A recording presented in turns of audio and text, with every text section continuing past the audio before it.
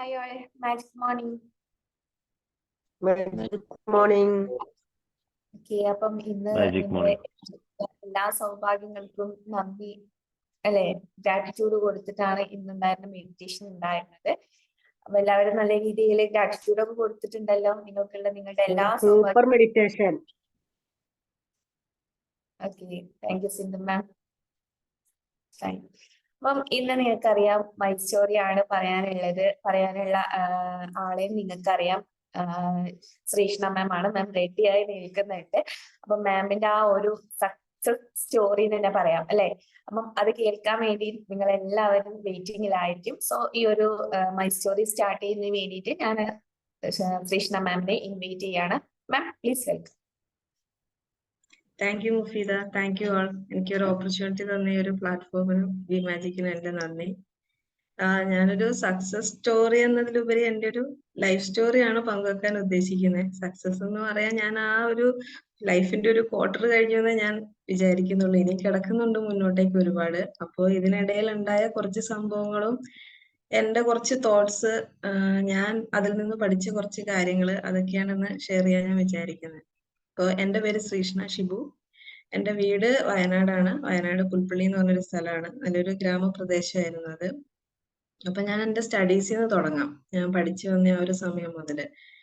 അപ്പോൾ ഞാൻ എൻ്റെ ഫസ്റ്റ് സ്റ്റഡീസ് എല്ലാം സ്റ്റാർട്ട് ചെയ്തത് വയനാട്ടിൽ നിന്നായിരുന്നു. പിന്നെ വീട്ടിൽ കുറച്ച് ഫാമിലി ഇഷ്യൂസ് ഒക്കെ ഉള്ളത് കാരണം എൻ്റെ സ്റ്റഡീസ് ഇടയ്ക്ക് അങ്ങോട്ടും ഇങ്ങോട്ടും സ്കൂൾ മാറേണ്ടി വന്നിട്ടുണ്ടായിരുന്നേ. അച്ഛന്റെ നാട് ഇടുക്കിയിലായിരുന്നു. അപ്പൊ ഒരു 3ാം ക്ലാസ് വരെ ഞാൻ വയനാട്ടിലായിരുന്നു പഠിച്ചത്. പിന്നെ അവിടുന്ന് പെട്ടെന്ന് ഒരു ചേഞ്ച് വന്നു. ഞാൻ ഇടുക്കി എന്ന് പറഞ്ഞൊരു സ്ഥലത്തേക്ക് പോയി. അപ്പൊ ആ ഒരു അധ്യയന വർഷത്തിന്റെ 3/4 ഭാഗത്തോളം കഴിഞ്ഞപ്പോഴാണ് നെക്സ്റ്റ് സ്കൂളിലേക്ക് ഞാൻ പോയത്. ഒരു ഒക്ടോബർ നവംബർ മന്തിലായിരുന്നു. അപ്പൊ അങ്ങനെ വന്നു കഴിഞ്ഞപ്പം അവിടെ ചെന്നപ്പോ ഒരു കുട്ടിയായതുകൊണ്ടായിരിക്കാം എനിക്ക് അങ്ങോട്ട് അക്സെപ്റ്റ് ചെയ്യാൻ പറ്റിയില്ല. കാരണം എൻ്റെ ഫ്രണ്ട്സ് മുഴുവൻ വേറെയായിരുന്നു. ഇതുവരെ കണ്ട ഫ്രണ്ട്സ് വേറെ, കുറെ ആൾക്കാരുടെ ആറ്റിറ്റ്യൂഡ് വേറെ, ടീച്ചേഴ്സ് വേറെ, പഠിപ്പിക്കുന്ന സ്റ്റൈല് വേറെ ആയിരുന്നു. അപ്പൊ അതിൻ്റെതായ കുറെ ഒരു മാനസിക ബുദ്ധിമുട്ട് അന്നേരം അനുഭവിച്ചു. സ്കൂളിൽ പോകാൻ ഭയങ്കര മടിയായിരുന്നു. എന്നും ഞാൻ കരയും. രാവിലെ ഇന്ന് തലവേദനയാന്ന് പറഞ്ഞാൽ നാളെ വയറുവേദനയാന്ന് പറയും. ലാസ്റ്റ് ഞാൻ കാലുവേദന വരെ പറഞ്ഞു നോക്കി. 1-2 ദിവസമൊക്കെ അമ്മ അക്സെപ്റ്റ് ചെയ്തു. അമ്മ എന്നെ തിരിച്ച് സ്കൂളിൽ നിന്ന് കൂട്ടിയിട്ട് വന്നു. പിന്നെ പറഞ്ഞു പപ്പേനോട് പറഞ്ഞു കൊടുക്കും, പപ്പ വന്നിട്ടുണ്ടെങ്കിൽ നിന്നെ അവിടെ മുതൽ വീട് വരെ തല്ലൂ എന്ന് പറഞ്ഞു. പിന്നെ ഞാൻ സഹിച്ചു പിടിച്ച് സ്കൂളിലിരുന്നു. ആരും എന്നോട് മിണ്ടില്ലായിരുന്നു. കാരണം അവരെയും കുറ്റം പറഞ്ഞിട്ട് കാര്യമില്ല. പെട്ടെന്ന് ഒരു ദിവസം ഒരാൾ വന്നു കഴിഞ്ഞിട്ട് കൂട്ടുകൂടാൻ പറഞ്ഞാൽ ആരും കൂട്ടുകൂടൂലല്ലോ. അന്നത്തെ ഒരു പിള്ളേരുടെ ഒരു സ്വഭാവം ഇന്ന് എനിക്കറിയില്ല എങ്ങനെയാന്ന്. പക്ഷെ ഞാനിങ്ങനെ ചോദിച്ചോണ്ടിരുന്നു, എടി എന്നോട് കൂട്ടുകൂടുവോ എന്ന് ക്ലാസ്സിലുള്ള ഓരോ കുട്ടിയോടും ചോദിച്ചോണ്ടിരുന്നു. അവരൊന്ന് ആടി കൂടാന്ന് പറയും. പക്ഷെ കളിക്കാൻ പോകുമ്പോ എന്നെ കൂട്ടൂല. അപ്പൊ ഞാനൊരു സ്ഥലത്ത് ഇങ്ങനെ മാറിയിരിക്കുക. എന്താ പറയാ, ആരോടും എനിക്ക് കൂടാൻ പറ്റുന്നില്ല. ഒരു മിങ്കിൾ ആവാനും പറ്റുന്നില്ല. അവരെന്നെ മാറ്റി നിർത്തിയപ്പം എനിക്കും അങ്ങനെ എന്തോ തോന്നി. എനിക്കെന്തോ കുഴപ്പമുണ്ട്, അതാണ് ഇവര് മാറ്റി നിർത്തുന്നതെന്ന്. അങ്ങനെ എനിക്ക് എല്ലാത്തിനും മുന്നോട്ട് വരാൻ മടിയായി. എനിക്ക് തോന്നുന്നു അവിടെ നിന്നാണ് അത് സ്റ്റാർട്ട് ചെയ്തതെന്ന്. വീണ്ടും ഒരു 5ാം ക്ലാസ്സിലൊക്കെ എത്തിയപ്പോ ഞാൻ അവിടെയുള്ള കുട്ടികളൊക്കെ ആയിട്ടൊന്ന് മിങ്കിൾ ചെയ്തൊന്ന് റെഡിയായി വന്നപ്പോ അവിടുന്ന് പിന്നെ എന്നെ സ്കൂൾ മാറ്റി വീണ്ടും ഞാൻ തിരിച്ച് വയനാട്ടിലെത്തി. അപ്പൊ അവിടെ ഞാൻ വന്നപ്പോ കംപ്ലീറ്റ് അവിടുത്തെ സിറ്റുവേഷൻ വേറെ. അപ്പൊ ഇടുക്കിയിൽ ഞാൻ പഠിച്ചത് ഒരു ക്രിസ്ത്യൻ മാനേജ്മെന്റ് സ്കൂളിലായിരുന്നു. അപ്പൊ അവിടുത്തെ ഒരു രീതി കംപ്ലീറ്റ്ലി വേറെയായിരുന്നു. ഒരു ഗവൺമെന്റ് സ്കൂളിൽ ഉള്ളൊരു രീതി ആയിരിക്കില്ലല്ലോ, അവിടെ കുറച്ച് സ്ട്രിക്റ്റ് ആയിരിക്കും. അങ്ങനെ വളർന്ന ഞാൻ പെട്ടെന്ന് ഇങ്ങോട്ടേക്ക് വന്നപ്പോ ഇതൊരു എന്താ പറയാ ഗവൺമെന്റ് സ്കൂളായിരുന്നു. അപ്പം കുട്ടികളുടെ സ്വഭാവം അവിടെയും വേറെ. ആദ്യത്തെ ദിവസം തന്നെ എനിക്ക് എൻ്റെ ബാഗിലുണ്ടായിരുന്ന കംപ്ലീറ്റ് പൈസ ആരോ അടിച്ചു മാറ്റിക്കൊണ്ടുപോയി. അപ്പൊ എനിക്കത് ഭയങ്കര മോശമായിട്ട് തോന്നി. നമ്മുടെ പൈസയൊക്കെ വേറുള്ളവർ എടുക്കും, ഇതെന്താ ഈ കുട്ടികൾ ഇങ്ങനെയൊന്നും അവിടെ ചെയ്തിട്ടില്ലല്ലോ. അവിടെ വന്നപ്പോ അവിടെ വേറൊരു ക്യാരക്ടർ. അവിടെ പിന്നെ എടുത്തു സമയം. എന്താണേലും ഒരു 3 മാസം കഴിഞ്ഞപ്പോ സ്കൂൾ അടച്ചു. പിന്നെ രക്ഷപ്പെട്ടു. 6ാം ക്ലാസ്സിലേക്കായി. അവിടെ എത്തിക്കഴിഞ്ഞപ്പോ ഓക്കെ, പുതിയ കുട്ടികള്, പുതിയ കൂട്ടുകാര്.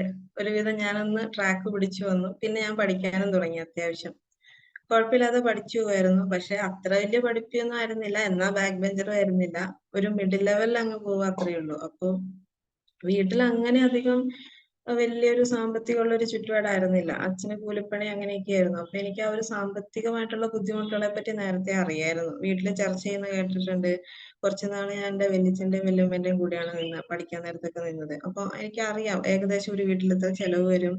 ഒരു ദിവസം പണിയെടുത്തിട്ടുണ്ടെങ്കിൽ എത്രയായിരിക്കും പപ്പയ്ക്ക് കിട്ടുക അല്ലെ വല്യച്ഛന് കിട്ടുക എന്നുള്ളൊരു ധാരണ ഉണ്ടായിരുന്നു. അപ്പൊ ഇങ്ങനെ വീട്ടിലൊരു ടോക്ക് വരുമല്ലോ, അവരൊക്കെ പണക്കാരാ, അവരുടെ കയ്യിൽ കാശുണ്ട്, അതുകൊണ്ട് കാര്യം നടക്കും. നമുക്ക് ഈ കൂലിപ്പണിക്കാരൻ എന്ത് ചെയ്യാനാന്ന് പറയുമ്പോ അപ്പൊ ഞാൻ തന്ന എങ്ങനെയും ഒന്ന് കാശ് ഉണ്ടാക്കിയാലോ എന്ന് ആലോചിച്ചു. പക്ഷെ എനിക്ക് പഠിക്കാൻ ഭയങ്കര മടിയായിരുന്നു. അപ്പൊ ഞാനിങ്ങനെ ഓരോരുത്തരോട് ചോദിക്കും ഓരോ കോഴ്സ് ചെയ്യാൻ എത്രയാവും? ഡോക്ടർ ആവണമെങ്കിൽ 5 വർഷം. അതിന് ഒത്തിരി പൈസ ചെലവുണ്ടെന്നാ പറഞ്ഞു കേൾക്കുന്നത്. പിന്നെ നോക്കുമ്പോ അഡ്വക്കേറ്റ് ആയാലോ എന്ന് ആലോചിച്ചു. എന്റെ അമ്മ എന്നോട് പറയും എനിക്ക് ഭയങ്കര നാക്കാ, എവിടെ ഞാൻ വാദിച്ച് ജയിക്കും, നീ വക്കീലായിക്കോ എന്ന് പറയായിരുന്നു. പക്ഷെ അന്നേരം ഒരാളുടെ അണ്ടറിൽ പോയി പ്രാക്ടീസ് ചെയ്യണം, അവരുടെ അടുത്ത് നമ്മൾ അടിമ പണി എടുക്കേണ്ടി വരുമെന്ന് അങ്ങനെ കേട്ടു. അത് ഞാൻ വെറുത്തു. പിന്നെ ഞാൻ ഭയങ്കര സെൽഫിഷ് ആട്ടോ, എന്റെ കാര്യം മാത്രമേ എനിക്ക് വിചാരം ഉണ്ടായിരുന്നുള്ളൂ. അതുകൊണ്ട് എനിക്ക് സോഷ്യൽ സർവീസിലേക്ക് തീരെ താല്പര്യമില്ലായിരുന്നു. നേഴ്സ് ആവാം, പോലീസ് ആവുക, അല്ല ആ ഒരു മേഖലയെ ഞാൻ ക്ലോസ് ചെയ്തു. എനിക്കത് വേണ്ടാന്ന് തന്നെ വെച്ചു. മെയിൻ ആയിട്ട് ഒരു 10-ലെത്തിയപ്പോ എല്ലാരും ചോദിക്കുക എന്താ നിങ്ങളുടെ ലൈഫ് ഗോൾ എന്നുള്ളത്. എനിക്ക് ഒരു ഗോളും ഉണ്ടായിരുന്നില്ല, കുറച്ച് കാശ് ഉണ്ടാക്കണം. അതിന് വേണ്ടിയിട്ട് ഞാൻ എന്ത് ജോലിയും ചെയ്യാന്നുള്ള ഒരു മൈൻഡായിരുന്നു. അപ്പോ ഏത് കോഴ്സ് എടുത്താലും ഒരു 5 വർഷം, മിനിമം ഒരു 5 വർഷം ആവും നമുക്കൊന്ന് ഒരു ജോലിയിലേക്ക് കയറാൻ. അങ്ങനെ 10th-ലെത്തി. എല്ലാരും പറഞ്ഞു ഫുൾ A+ വാങ്ങണം എന്ന് പറഞ്ഞു. ഫുൾ A+ വാങ്ങാൻ വേണ്ടിയിട്ട് എന്റെ വീട്ടിൽ നിന്ന് ഫോഴ്സ് ചെയ്തു. ഞാൻ അന്നേരം മനസ്സിൽ പറഞ്ഞു എനിക്ക് ജസ്റ്റ് പാസ്സായാൽ മതി. അടുത്ത ഇതിലേക്ക് പോകാൻ വേണ്ടിയിട്ട് ഒന്ന് ജസ്റ്റ് കയറി പോവാ, അത്രേ ഉള്ളൂ. അടുത്ത സ്ഥലത്ത് അഡ്മിഷൻ കിട്ടണം, അല്ല ഫുൾ A+ കിട്ടിയിട്ടൊന്നും കാര്യമില്ല. എന്താണെന്നറിയില്ല, അന്ന് എന്ത് വിവരത്തിൽ അത് പറഞ്ഞതെന്ന് എനിക്കറിയത്തില്ല. ലാസ്റ്റ് വീട്ടിലുള്ളവർ എന്നെ ഉപദേശിക്കാണ്ടായി. ഞാൻ 10ാം ക്ലാസ് ആണെങ്കിൽ ഞാൻ അങ്ങനെ ഉറക്കളച്ചിട്ടൊന്നും പഠിച്ചിട്ടില്ല കേട്ടോ. ഞാൻ 8:45 ആകുമ്പോൾ കയറി കിടന്നുറങ്ങും. എണീക്കുന്ന 7 മണിക്ക് എണീക്കും, എന്നിട്ട് 7:15 സ്കൂൾ ജീപ്പ് വരും, അതിന് പോവും. ഒരു അടുക്കും ചിട്ടി ഇല്ലായിരുന്നു തോന്നുന്നു അന്നേരം. അത്രയും ഒരു സീരിയസ്നെസ് ആയിട്ടല്ല, എനിക്ക് എങ്ങനെയാലും പൈസ ഉണ്ടാക്കിയാൽ മതിയല്ലോ, അതിന് ഇച്ചിരി മാർക്ക് മതിയല്ലോ എന്നുള്ള ചിന്തയായിരുന്നു. അപ്പൊ കറക്റ്റ് 10ാം ക്ലാസ് കഴിഞ്ഞു 2 A+ഓ B+ എന്തായാലും C കിട്ടിയില്ല. ഞാൻ പറഞ്ഞു C കിട്ടിയില്ലല്ലോ പിന്നെ കുഴപ്പമൊന്നുമില്ലല്ലോ, ഫുൾ A+ അല്ലേ, അതിന്റെ ആവശ്യമൊന്നുമില്ല, സ്കൂളിൽ ആരെങ്കിലും വാങ്ങിക്കോളൂ എന്ന് പറഞ്ഞു. അങ്ങനെ ഇരിക്കുമ്പോ എന്റെ ഒരു ചേച്ചി കൊണ്ടുവന്നിട്ട് ഒരു ആപ്ലിക്കേഷൻ ഫോം വന്നിട്ട് പറഞ്ഞു, അതൊരു ഇതുവരെ കേൾക്കാത്തൊരു കോളേജ് ആയിരുന്നു കേട്ടോ. ഇങ്ങനെ ഒരു കോഴ്സ് ഉണ്ട്, 3 വർഷം പഠിച്ചാൽ മതി. 3 വർഷം പഠിച്ചു കഴിഞ്ഞിട്ടുണ്ടെങ്കിൽ നിങ്ങൾക്ക് ജോലി ഉറപ്പാ, ജോലി അത്ര അവർ ഉറപ്പ് പറയുന്നതാണ് എന്ന് പറഞ്ഞു. സ്വാഭാവികമായിട്ടും അന്നേരം കേൾക്കുന്ന പലരും പറയും ഇത് തട്ടിപ്പാണ്. കുറെ തട്ടിപ്പുകൾ അന്നേരം നടക്കുന്ന സമയമാണെന്ന് തോന്നുന്നു. ഇത് തട്ടിപ്പാണ്, ഇത് കൊച്ചിന്റെ ഭാവി പോകും, 10ാം ക്ലാസ് കഴിഞ്ഞിട്ടേ ഉള്ളൂ എന്ന് പറഞ്ഞു. ഞാൻ എന്തായാലും കേട്ടോടെ പറഞ്ഞു എനിക്കത് മതി, 3 വർഷം പഠിച്ചാൽ മതിയല്ലോ, അത് കഴിഞ്ഞ് ജോലി ചെയ്താൽ മതിയല്ലോ ഓർത്തിട്ട് പറഞ്ഞു എനിക്ക് അത് മതി എന്ന് പറഞ്ഞു. അതിലാകെ 3 കോഴ്സേ ഉണ്ടായിരുന്നുള്ളൂ. ഒന്ന് കമ്പ്യൂട്ടർ എഞ്ചിനീയറിംഗ്, പിന്നെ മെക്കട്രോണിക്സ്, പിന്നെ ടൂൾ ആൻഡ് ഡൈ മേക്കിംഗ്. മെക്കട്രോണിക്സും ടൂൾ ആൻഡ് ഡൈ മേക്കിങ്ങും കൂടുതലും ബോയ്സ് എടുക്കുന്നതെന്ന് കൊണ്ടുവന്ന് തന്നെ ആള് തന്നെ പറഞ്ഞു പോലും. പിന്നെ കമ്പ്യൂട്ടർ എഞ്ചിനീയറിംഗ് ആയിക്കോട്ടെ, അതിന് കൊടുത്തേക്കാന്ന് പറഞ്ഞു. അപ്പോഴും എല്ലാരും എന്നോട് പറഞ്ഞു 10ാം ക്ലാസ് ആണ്, നിന്റെ +1 +2 നഷ്ടപ്പെടും, ഇത് കഴിഞ്ഞ് തിരിച്ചു വന്ന് എടുക്കാന്ന് വെച്ചാൽ അത് പാടാണ്. അപ്പൊ കുറെ പേര് ഇങ്ങനെ നീ എന്താ +1 +2 എടുക്കാതെ ഇങ്ങനെ ചെയ്യുന്നത്, അതിന്റെ ഡിപ്ലോമ ഇപ്പൊ അറിയാതിരിക്കും. ഡിപ്ലോമ ഒരു ക്വാളിഫിക്കേഷൻ എന്ന് പറയുന്നത് 10ാം ക്ലാസ് +2 കഴിഞ്ഞ് ഞാൻ അവിടെ ആ കോളേജിൽ ചെല്ലുമ്പോ ആ കോളേജ് പലർക്കും അറിയാം, 10-70 വർഷമായിട്ടുണ്ടായിരുന്ന ഒരു കോളേജ്, ബ്രിട്ടീഷ് സായിപ്പന്മാരോ തുടങ്ങി വെച്ചൊരു കോളേജാണ് അത്. സ്റ്റാർട്ടിംഗ് മാത്രമേ ഉള്ളൂ. അവിടെ ഒരു പ്രൊഫഷണൽ കോളേജ് ആയിരുന്നു. അഡ്മിഷൻ എടുത്തു. പറഞ്ഞു ട്രെയിനിങ് പ്രോഗ്രാം ഉണ്ട്, റോപ്പിൻ എന്ന് പറയാം, അതിന് നിൽക്കണം എന്ന് പറഞ്ഞു. അതുവരെ കുഴപ്പമില്ലായിരുന്നു. പെട്ടെന്ന് അറിയുന്നത് വീട്ടിൽ നിന്ന് മാറി നിൽക്കണല്ലോ, തലശ്ശേരിയാണല്ലോ. പിന്നെ ഞാനായിട്ട് എടുത്ത് ചാടുകയും ചെയ്തു. ഇനി വീട്ടുകാരോടൊന്നും പറയാനും പറ്റില്ല. ഞാനിരുന്ന് കരയാൻ തുടങ്ങി. ഞാൻ പോവില്ല എന്ന് പറയില്ല, പക്ഷെ വീട്ടിൽ നിന്ന് ഇറങ്ങുമ്പോൾ ഞാൻ കരയാൻ തുടങ്ങും. പിന്നെ കൊണ്ടാക്കി 10 ദിവസത്തെ ഒരു ക്യാമ്പ്. അവിടെ ചെന്നപ്പം എന്റെ അനുഭവം കംപ്ലീറ്റ്ലി വേറെ ആയിരുന്നു. സ്റ്റാഫ് ഒന്നും ആണെങ്കിൽ നമ്മൾ മോളേന്ന് വിളിക്കുന്ന സ്റ്റാഫ് ഒന്നും ഇല്ല. അവിടെ നമ്മളെ മാഡം എന്നാ വിളിക്കുക. യൂണിഫോം ഒക്കെ ആണെങ്കിൽ ഷർട്ട്, ഒരു പാന്റ്, അധികം ഒരുങ്ങാൻ പാടില്ല, മടക്കി ഇവിടെ ഇങ്ങനെ കൊണ്ട കെട്ടണം, അതിന്റെ മേലെ ഒരു വലയിടണം, പിന്നെ എപ്പോഴും ഷൂ സോക്സ് ഉണ്ടാവണം. അങ്ങനെ വളയും മാല അങ്ങനത്തെ പരിപാടി ഒന്നും വേണ്ട എന്നുള്ളൊരു രീതിയായിരുന്നു.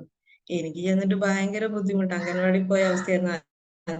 സ്കൂളിൽ പോലെ 10 ദിവസം കഴിഞ്ഞ് പപ്പ കൂട്ടാൻ വേണ്ടി വന്നു. അത് കഴിഞ്ഞ് വീണ്ടും ഓണത്തിന് ലീവ് ഉണ്ടല്ലോ, നിനക്ക് വരാലോ, പിന്നെ കരയുന്നല്ലേ, എനിക്ക് പോണെന്ന്. ഞാനായിട്ട് എടുത്ത ഡിസിഷനല്ലേ, ഇനി എനിക്ക് തിരിച്ചു പോകാനും പറ്റില്ല. അങ്ങനെ കോളേജിൽ ചെന്നു. ഒരു പ്രൊഫഷണൽ രീതിയായിരുന്നു ആദ്യമേ. എനിക്കൊരു ഫാക്ടറി ജോലിക്ക് പോകുന്ന ഒരു ഫീല് തോന്നി. രാവിലെ 7:15 ആകുമ്പോൾ കോളേജ് ബസ് വരും. 8 മണിയാകുമ്പോൾ പഞ്ചിങ് മെഷീൻ ഉണ്ട്, നമ്മൾ ഫിംഗർ പ്രിന്റ് അവിടെ വെക്കണം. ആ 8 മണി എന്നുള്ളത് 8:01 ആയാൽ പോലും നമ്മുടെ അറ്റൻഡൻസ് എടുക്കൂല അവിടെ. അപ്പൊ അത് നമ്മൾ വേഗം ക്യൂ നിന്ന് ആ പഞ്ചിങ് മെഷീനിൽ പഞ്ച് ചെയ്തിട്ട് ഞങ്ങൾ ഫുഡ് കഴിക്കാൻ പോകും. ഫുഡ് കഴിച്ച് 8:50 ഗ്രൗണ്ടിൽ വരണം. ഒരു 10 മിനിറ്റ് കലസ്ഥിക്ക് നിന്ന്. അപ്പൊ ഇതെല്ലാം ഒരു ഇതുവരെ ഉണ്ടായിരുന്ന ലൈഫിൽ നിന്ന് വലിയൊരു ചേഞ്ചാണ്. രാവിലെ 8 മണിയാക്കുള്ളിൽ രാവിലത്തെ ബ്രേക്ക്ഫാസ്റ്റ് കഴിയുക, അത് കഴിഞ്ഞ് ഒരു ചെറിയ രീതിയിൽ ഒരു വാമപ്പ് എക്സസൈസ് അല്ല, ഒരു വാം അപ്പ് എക്സസൈസ്, പിന്നെ നേരെ ക്ലാസ് തുടങ്ങാം. ഒരു class next class 5-10 minute break വരുള്ളൂ. അതിനുള്ളിൽ വാഷ്റൂമിൽ പോകണം, വെള്ളം കുടിക്കണം, എന്താന്ന് വെച്ചാൽ ചെയ്തോണം. ടീച്ചേഴ്സ് ഒരുമാതിരി എന്താ പറയാ, ഞാൻ കേട്ടോ പറയുന്നത്, അത് എനിക്ക് വന്നേ ഒരു ദേഷ്യം വന്നായിരുന്നു. ഇവരെന്താ ഇങ്ങനെ മനുഷ്യന്മാരെ കണ്ടിട്ടില്ലേ? ഞങ്ങളൊരു അവിടെ ചെന്നപ്പോ ഞാൻ മാത്രമേ ഉള്ളൂ 10ാം ക്ലാസ്സിൽ നിന്ന് വന്നൊരു 3 പേരെ ഉണ്ടായിരുന്നുള്ളൂ ആ ഒരു കംപ്ലീറ്റ് ബാച്ചില്. പിന്നെ ബാക്കി എല്ലാരും +2 കഴിഞ്ഞ് വന്നവരുണ്ട്, എല്ലാരും കമ്പ്യൂട്ടർ സയൻസ് എടുത്തവരെ ഉണ്ടായിരുന്നു. പിന്നെ BSc കഴിഞ്ഞ് വന്നവര്, BBA കഴിഞ്ഞ് വന്നവര്. എനിക്ക് ശരിക്കും പറഞ്ഞാൽ എന്റെ കോൺഫിഡൻസ് പോയി. ഇവരുടെ ഇടയ്ക്ക് ഞാൻ എന്താക്കാനാ? ആകെ ഞാൻ 10ാം ക്ലാസ് വരെ പഠിച്ചിട്ടുള്ളൂ. ഓരോ ക്ലാസ് ഞാനാണെങ്കിൽ കേരള സ്റ്റേറ്റ് സിലബസും. ടീച്ചർ ഇപ്പോഴും ഞാൻ ഓർക്കുന്ന ഒരു പോയിന്റ് എന്താന്ന് വെച്ചാൽ, നോട്ട് വരുമ്പോ റൈറ്റ് ബിലോ എന്ന് എഴുതി, ആ റൈറ്റ് ബിലോയും ഞാൻ ആ നോട്ടിന്റെ കൂടെ എഴുതി വെച്ചു. അത്ര പോലും എനിക്ക് അറിയില്ലായിരുന്നു അതെങ്ങനെ എഴുതണ്ടേ എന്നുള്ളത്. താഴെ എഴുതാനാ ഇംഗ്ലീഷിൽ പറയുന്നെന്നുള്ളത് മനസ്സിലാക്കാൻ പറ്റണ്ടേ. അപ്പൊ എന്നെ കുറച്ച് ദിവസം കണ്ടപ്പോ മനസ്സിലായിരുന്നു കിട്ടുന്നില്ല എന്നുള്ള. അപ്പൊ എന്നെ വിളിച്ചിട്ട് ഏത് ക്ലാസ് സ്റ്റാഫ് വന്നാലും എന്നെ വിളിച്ചിട്ടുള്ളത്. ഇനിയിപ്പോ 10 ഇവര് പഠിക്കുന്ന 1 മണിക്കൂർ കൊണ്ട് പഠിക്കുന്നത് നീ 5 മണിക്കൂർ കൊണ്ട് പഠിച്ചില്ലേ, നീ ഇവിടുന്ന് രക്ഷപ്പെടാൻ പോകുന്നില്ല, ഇവിടെ തന്നെ. അപ്പൊ എനിക്ക് പിന്നെ ടെൻഷനായി. ഓക്കെ, എന്തായാലും പഠിക്കണം. ഇവിടുന്ന് സപ്ലി വാങ്ങി വീട്ടിൽ ചെന്ന ഒരു ഇതുമില്ല, കാരണം നാട്ടുകാർ മുഴുവൻ കളിയൊക്കെ ഇടും. 10ാം ക്ലാസ് കഴിഞ്ഞപ്പോ ജോലി കിട്ടുമെന്ന് പറഞ്ഞ് പോയതല്ലേ. അവിടെ വീട്ടിൽ നിന്ന് വിളിച്ചപ്പോ പറഞ്ഞു, മര്യാദയ്ക്ക് തിരിച്ചു വരുമ്പോ എല്ലാരും നിന്നെ കളിയാക്കും, കുടുംബക്കാരെല്ലാരും ഞങ്ങളെ ചീത്ത പറയും, അച്ഛന്റെ ഭാവി കളഞ്ഞു എന്ന് പറഞ്ഞിട്ട്. എന്നാ പിന്നെ പഠിച്ചേക്കാന്ന് വെച്ചു. 10ാം ക്ലാസ് പോലും അതുപോലെ പഠിച്ചില്ല. പകല് മുഴുവൻ പഠിക്കില്ല, അതിന് പഠിക്കണം. പഠിപ്പിക്കുന്ന മുഴുവൻ ഇംഗ്ലീഷിലായതുകൊണ്ട് അത് മനസ്സിലാവില്ല. അത് പഠിക്കാൻ വേണ്ടി നിങ്ങൾക്ക് ഇനി എന്റെ നെറ്റ്വർക്ക് ഇഷ്യൂ പിന്നെ കൊണ്ടാണോന്ന് അറിയില്ല, വോയിസ് ശനിയാഴ്ച ബ്രേക്ക് ഓവർ ആയി ടൈം പഠിക്കുന്ന കുട്ടികളുണ്ടാവും, അവരെല്ലാം വരുമ്പോ വോയിസ് ബ്രേക്ക് ക്ലിയർ ആണോ? ആവുന്നുണ്ട്. അതെ മാം, ക്യാമറ ഓഫ് ചെയ്തിട്ടൊന്ന് സംസാരിക്കാവോ? എനിക്ക് തോന്നുന്നു അവിടെ നെറ്റ്വർക്ക് ഇഷ്യൂ ഉണ്ടാവും. Voice break. Ma'am, camera off ചെയ്ത് സംസാരിച്ചു. ഞാൻ ഓഫ് ചെയ്തു. ഓക്കെ, ഇനി സംസാരിച്ചു. ഞാൻ പറയുന്നത് കേൾക്കുന്നുണ്ടോ? ഓക്കെയാണ് മാം, ഇപ്പൊ ഓക്കെയാണ്. ഓക്കെ. അപ്പൊ ആ ഒരു 3 വർഷത്തെ കോഴ്സായിരുന്നു. ആ ഒരു കാലഘട്ടത്തിൽ ഞാൻ ഏറ്റവും കൂടുതൽ ചലഞ്ച് ചെയ്തത് ആ ഒരു പഠിത്തത്തിലായിരുന്നു. കാരണം കഴിഞ്ഞ 10 കൊല്ലം പഠിക്കാത്ത പഠിത്തമാണ് അവിടെ വന്നിട്ട് പഠിച്ചത്. മാത്സ് ഒന്നും എനിക്ക് കണ്ടുകൂടാ. മാത്സ് ഇല്ലാത്ത സബ്ജക്ട് നോക്കി നടന്ന ആളാ ഞാൻ. അവിടെയാണെങ്കിൽ ആദ്യത്തെ ഒരു വർഷം 2 സെമസ്റ്ററിലും മാത്സ് ഉണ്ട്. കോസ് തീറ്റയും ടാൻ തീറ്റയും എല്ലാ സാധനവും ഉണ്ടായിരുന്നു, ഇന്റഗ്രേഷൻ. അതെല്ലാം കൂടി വന്നപ്പോഴേക്കും എനിക്ക് കരച്ചിൽ വന്നു. വേറെ വഴിയില്ല, എന്റെ മുന്നിൽ വേറെ വഴിയില്ല, ഇത് പഠിച്ചേ പറ്റുള്ളൂ എന്നായപ്പോ ഞാൻ അതങ്ങ് പഠിച്ചു. അപ്പോഴേ എനിക്ക് മനസ്സിലായി ഇതൊക്കെ പഠിക്കാനുള്ള ബുദ്ധി എനിക്ക് ഉണ്ടായിരുന്നു. അവിടെ ചെന്ന് അവരെ പേടിച്ച് പഠിച്ചതാ. കാരണം സപ്ലൈ കിട്ടിയിട്ടുണ്ടെങ്കിൽ പിന്നെ അതിന് എക്സ്ട്രാ ഫീ അടയ്ക്കണം, വീട്ടിലേക്ക് ലെറ്റർ വരും, എല്ലാ സെമ്മിലും അവര് എന്റെ ആ ഒരു പ്രോഗ്രസ് കാർഡ് പോലെ അത് അയച്ചു കൊടുക്കും. അപ്പൊ അങ്ങനെ പേടിച്ച് പഠിക്കാൻ തുടങ്ങി. എല്ലാ ക്ലാസ്സിലും വന്നിട്ട് ഇത് തന്നെ പറയും, നീ 10th കഴിഞ്ഞ് വന്നെയോ, മര്യാദയ്ക്ക് പഠിച്ചോ, അല്ല ഇവരുടെ ഒപ്പം നിനക്ക് നിൽക്കാൻ പറ്റില്ല എന്ന്. ലാബൊക്കെ വന്നു കഴിയുമ്പം ഒരുപാട് ജാവ, C++ എന്നൊക്കെ പറയുമ്പോൾ ഞാൻ ഈ സാധനം ഇതുവരെ കേട്ടിട്ടില്ലാത്ത പേരുകളാ. പക്ഷെ കമ്പ്യൂട്ടർ സയൻസ് കഴിഞ്ഞു വന്ന കുട്ടികൾക്ക് അത് ഈസി ആയിരുന്നു, കാരണം അവർക്ക് അതിന്റെ ബേസിക് ആയിട്ടുള്ള കാര്യങ്ങൾ അവിടുന്ന് കിട്ടുന്നുണ്ടായിരുന്നു. അങ്ങനെ ആ ഒരു ഓരോ സെം കഴിഞ്ഞപ്പം ഞാൻ അത്ഭുതപ്പെട്ടു പോയി. എനിക്ക് 52 റാങ്ക്. എല്ലാവരും അത്ഭുതപ്പെട്ടു. പൊട്ടൻ ലോട്ടറി അടിച്ച പോലെ അവര് കണ്ടേന്ന് തോന്നുന്നു. ഞാൻ ശരിക്കും പഠിച്ചു വാങ്ങിയ മാർക്കായിരുന്നു കേട്ടോ. അപ്പൊ ഒരു പഠിക്കുന്നുണ്ട്, കൊള്ളാമെന്ന് പറഞ്ഞു. സ്റ്റാഫ് ആണെങ്കിലും എണീപ്പിച്ച് നിർത്തി. ഇപ്പൊ വേറൊരു പഠിച്ചില്ലേ പറയും, കണ്ടോ ഇവള് വരെ പഠിക്കുന്നുണ്ട്, എന്നിട്ട് നിങ്ങൾ എന്താ പഠിക്കാത്തെ, ഇവൾക്ക് അത്ര വലിയ ബുദ്ധിയൊന്നുമില്ല, എന്നിട്ട് ഇവള് പഠിക്കുന്നുണ്ട്, അപ്പൊ നിങ്ങൾക്കും പഠിക്കാലോ എന്ന് പറഞ്ഞു പറയാൻ തുടങ്ങി. അപ്പൊ ലാസ്റ്റ് ഇവരെന്നെ പുകഴ്ത്തുന്നതാണോ കളിയാക്കുന്നതാണോ എന്ന് മനസ്സിലാക്കാൻ പറ്റാത്തൊരവസ്ഥ. സാരില്ല, പോട്ടെ, എനിക്ക് എന്തായാലും ജോലി മതിയല്ലോ. അങ്ങനെ 2 വർഷം തലശ്ശേരിയിലായിരുന്നു. ഭയങ്കര ഒരു പട്ടാള ചിട്ടയിലുള്ള ഒരു ജീവിതമായിരുന്നു. 8 മണി മുതൽ 5 മണി വരെ ജോലി എന്ന് തന്നെ പറയാം. അതൊരു പഠിച്ചു. അത് കഴിഞ്ഞ് ഹോസ്റ്റല്, അവിടെ വാർഡനാണെങ്കിലും സ്ട്രിക്റ്റ്. മൂളിപ്പാട്ട് പാടിയാൽ അത് കംപ്ലൈന്റ്, സിനിമ കാണാൻ പറ്റില്ല, TV യൂസ് ചെയ്യാൻ പറ്റില്ല. എനിക്ക് എന്റെ വീട്ടിൽ പോകണമെങ്കിൽ അവരുടെ കാല് പിടിക്കണം. ലീവ് സ്ലിപ്പിൽ എഴുതി കൊടുത്ത് അക്കാദമിക് ഇൻചാർജിന്റെ സൈൻ, എന്റെ ക്ലാസ് ഇൻചാർജിന്റെ സൈൻ, അങ്ങനെ സകലമാന ആൾക്കാരുടെ സൈൻ വാങ്ങി ഹോസ്റ്റലിൽ കൊണ്ടുപോയി കൊടുത്താലേ അവരവിടെ നിന്ന് വിടുള്ളൂ. ലീവ് എടുത്തിട്ട് തിരിച്ചു വന്നു കഴിയുമ്പോൾ ആ ഒരു ദിവസം ഓവർ ടൈം എടുക്കുകയും വേണം. അപ്പൊ ശരിക്കും അവരത് ചെയ്തതിന്റെ ഉദ്ദേശം എനിക്ക് മനസ്സിലായത് എന്താന്ന് വെച്ചാൽ, ഇവിടുന്ന് പ്ലേസ്മെന്റ് ആയി പോകുന്ന കുട്ടികൾ വലിയ വലിയ കമ്പനികളിലേക്കാ പോകുന്നത്.